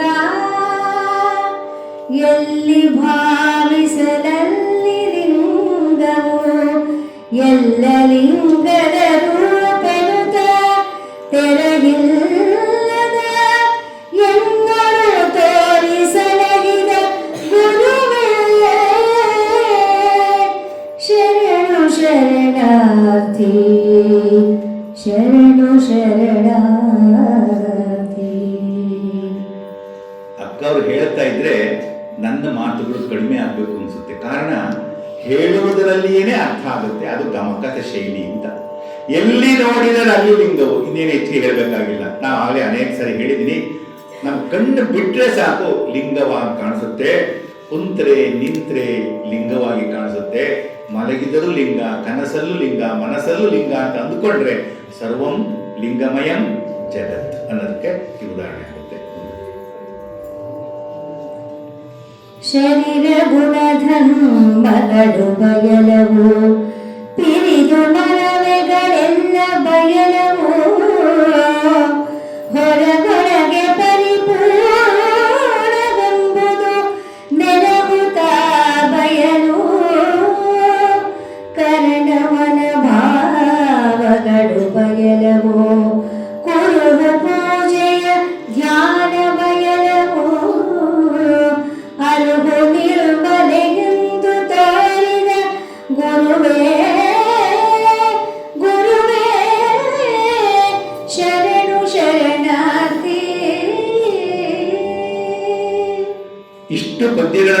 ಹೇಳ್ತಾ ಬಂದಂತೆ 7-8 ಪದ್ಯಗಳಲ್ಲಿ ಗುರುವನ್ನ ವರ್ಣನೆ ಮಾಡಿ 7-8 ಪದ್ಯಗಳಲ್ಲಿ ಲಿಂಗವನ್ನ ವರ್ಣನೆ ಮಾಡಿದಾಗ ಗುರು ಬೇರೆ ಅಲ್ಲ, ಲಿಂಗ ಬೇರೆ ಅಲ್ಲ. ಗುರುಲಿಂಗ ಸಮರಸವನ್ನು ಉಂಟು ಮಾಡಿದಂತಹ ನನಗೆ ತೋರಿದಂತಹ ಗುರುವೇ ನಿನ್ನ ಪಾದಕ್ಕೆ ಶರಣು ಶರಣಾರ್ಥಿ.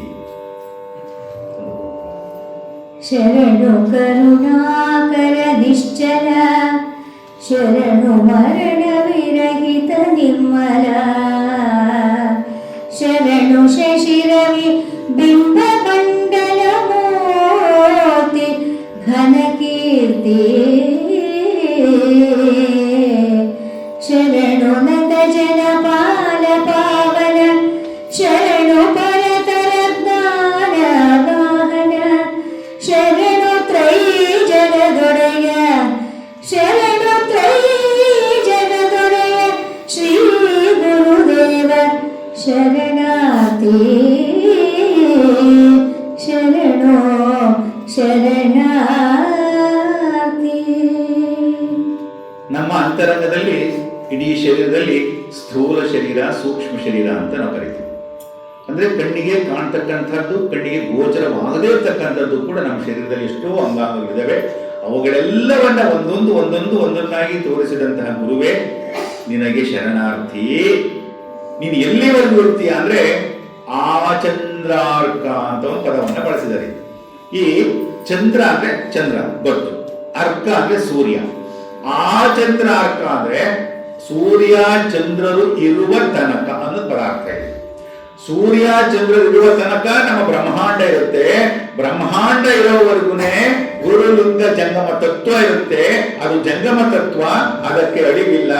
ಗುರು ಲಿಂಗ ಜಂಗಮ ತತ್ವ ಎಲ್ಲಿವರೆಗೂ ಇರುತ್ತೋ ಅಲ್ಲಿ ಸಿದ್ಧಗಂಗಾ ಮಠ ಇರುವವರೆಗೂ ಕೂಡ ಈ ಲಿಂಗ ಸ್ವರೂಪಿಯಾಗಿ ಸ್ವಾಮೀಜಿಗಳು ನಮಗೆ ನಿರಂತರವಾಗಿ ಆಶೀರ್ವಾದವನ್ನು ಮಾಡುವ ರೂಪದಲ್ಲಿ ಗುರು ಲಿಂಗ ಜಂಗಮ ಸ್ವರೂಪಿಗಳಾಗಿ, ಸ್ಥೂಲ ಶರೀರಿಗಳಾಗಿ, ಸೂಕ್ಷ್ಮ ಶರೀರಿಗಳಾಗಿ ನಮ್ಮೆಲ್ಲರನ್ನೂ ಕಾಪಾಡ್ತಾರೆ ಅಂತಕ್ಕಂಥದ್ದು ನಿರಾಳ ಗುರು ಸ್ತೋತ್ರದ ಒಂದು ಅಂಶ ಅಂತ ಹೇಳುವ ಮೂಲಕ ಇನ್ನೆರಡು ಪದ್ಯಗಳು, ಒಂದು ಪದ್ಯವನ್ನ ಮಾತ್ರ ಹೇಳಿ ನಾವು ಮಂಗಳಾಚರಣೆಗೆ ಬರ್ತೀವಿ.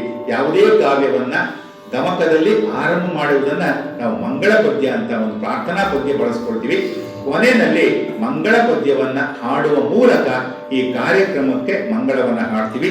ನಮಗೆ ಗುರುಗಳು ಕೊಟ್ಟಂತಹ ಸಮಯದಲ್ಲಿ ಇನ್ನು 2 ನಿಮಿಷಗಳನ್ನ ಉಳಿಸ್ಕೊಂಡಿದ್ದೀವಿ. ಹಾಗಾಗಿ ಆ 2 ನಿಮಿಷಗಳಲ್ಲಿ ಒಂದು ಮಂಗಳ ಪದ್ಯವನ್ನ ಹಾಡುವ ಮೂಲಕ ಈ ನಿರಾಳ ಗುರುಸ್ತೋತ್ರ ಕಾವ್ಯವನ್ನ ಹೇಳಲಿಕ್ಕೆ ನಮಗೆ ಅನುಗ್ರಹವನ್ನು ಕೊಟ್ಟಂತಹ ಗುರುಗಳ ಪಾದಗಳಿಗೆ, ಮತ್ತೆ ಇದಕ್ಕೆ ಪ್ರೇರಣೆಯನ್ನ ಕೊಟ್ಟು ನನ್ನ ಗುರುಗಳು ಕೋರಂ ಬಸವರಾಜ್ ಅವರು ಸಿದ್ದರಾಮಯ್ಯ ನೀನೇ ಮಾಡ್ಬೇಕು ಅಂತ ಹೇಳಿ ನನಗೆ ಅವರು ಏಕವಚನದಲ್ಲಿ ಪದವನ್ನ ಪ್ರಯೋಗ ಮಾಡಿದ್ರೇನೆ ನನಗೆ ಸಂತೋಷ. ಗುರುಗಳೇ, ನಿಮಗೆ ನನ್ನ ಶರಣು ಶರಣಾರ್ಥಿಗಳು.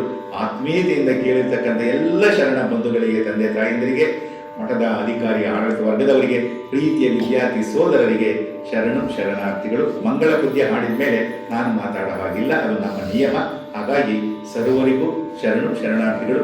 ಗುರುಗಳ ಪಾದಕ್ಕೆ ಇವತ್ತಿನ ನಿರಾಳ ಗುರು ಸ್ತೋತ್ರವನ್ನ ನನಗೆ ತೋಚಿದ ಮಟ್ಟದಲ್ಲಿ ನಾನು ಹೇಳಿದ್ದೀನಿ.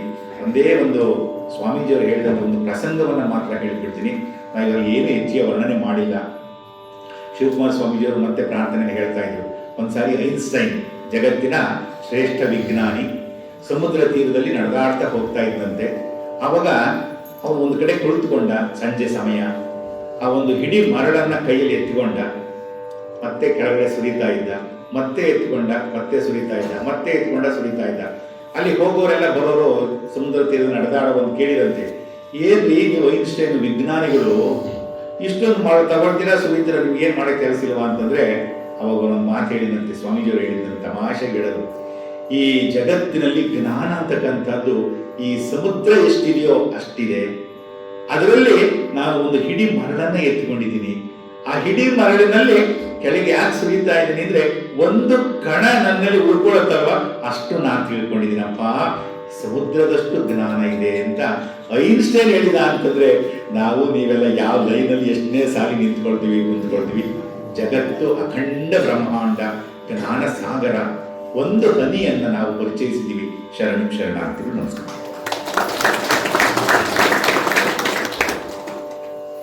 ಈ ತೆರದೆ ಗುರು ಸ್ತೋತ್ರವನ್ ಅನುದಿನಂ ಓದು ಬರೆದು ಓದು ಮನದೊಳು ಭೂತಮಯ ಸುಜ್ಞಾನ ಸಂಚರಿಸುವುದು ದಿಟ ಬಳಿಕ ಜಾತಿ ಸೂತಕ ಭ್ರಾಂತರಿದು ನಿರ್ಜಾತ ನಿರುಪಮ ನಿತ್ಯ ಘನ ಪರಂಜ್ಯೋತಿ ಶ್ರೀ ಗುರು ಪರಂಜ್ಯೋತಿ ಶ್ರೀ ಗುರು ಬಸ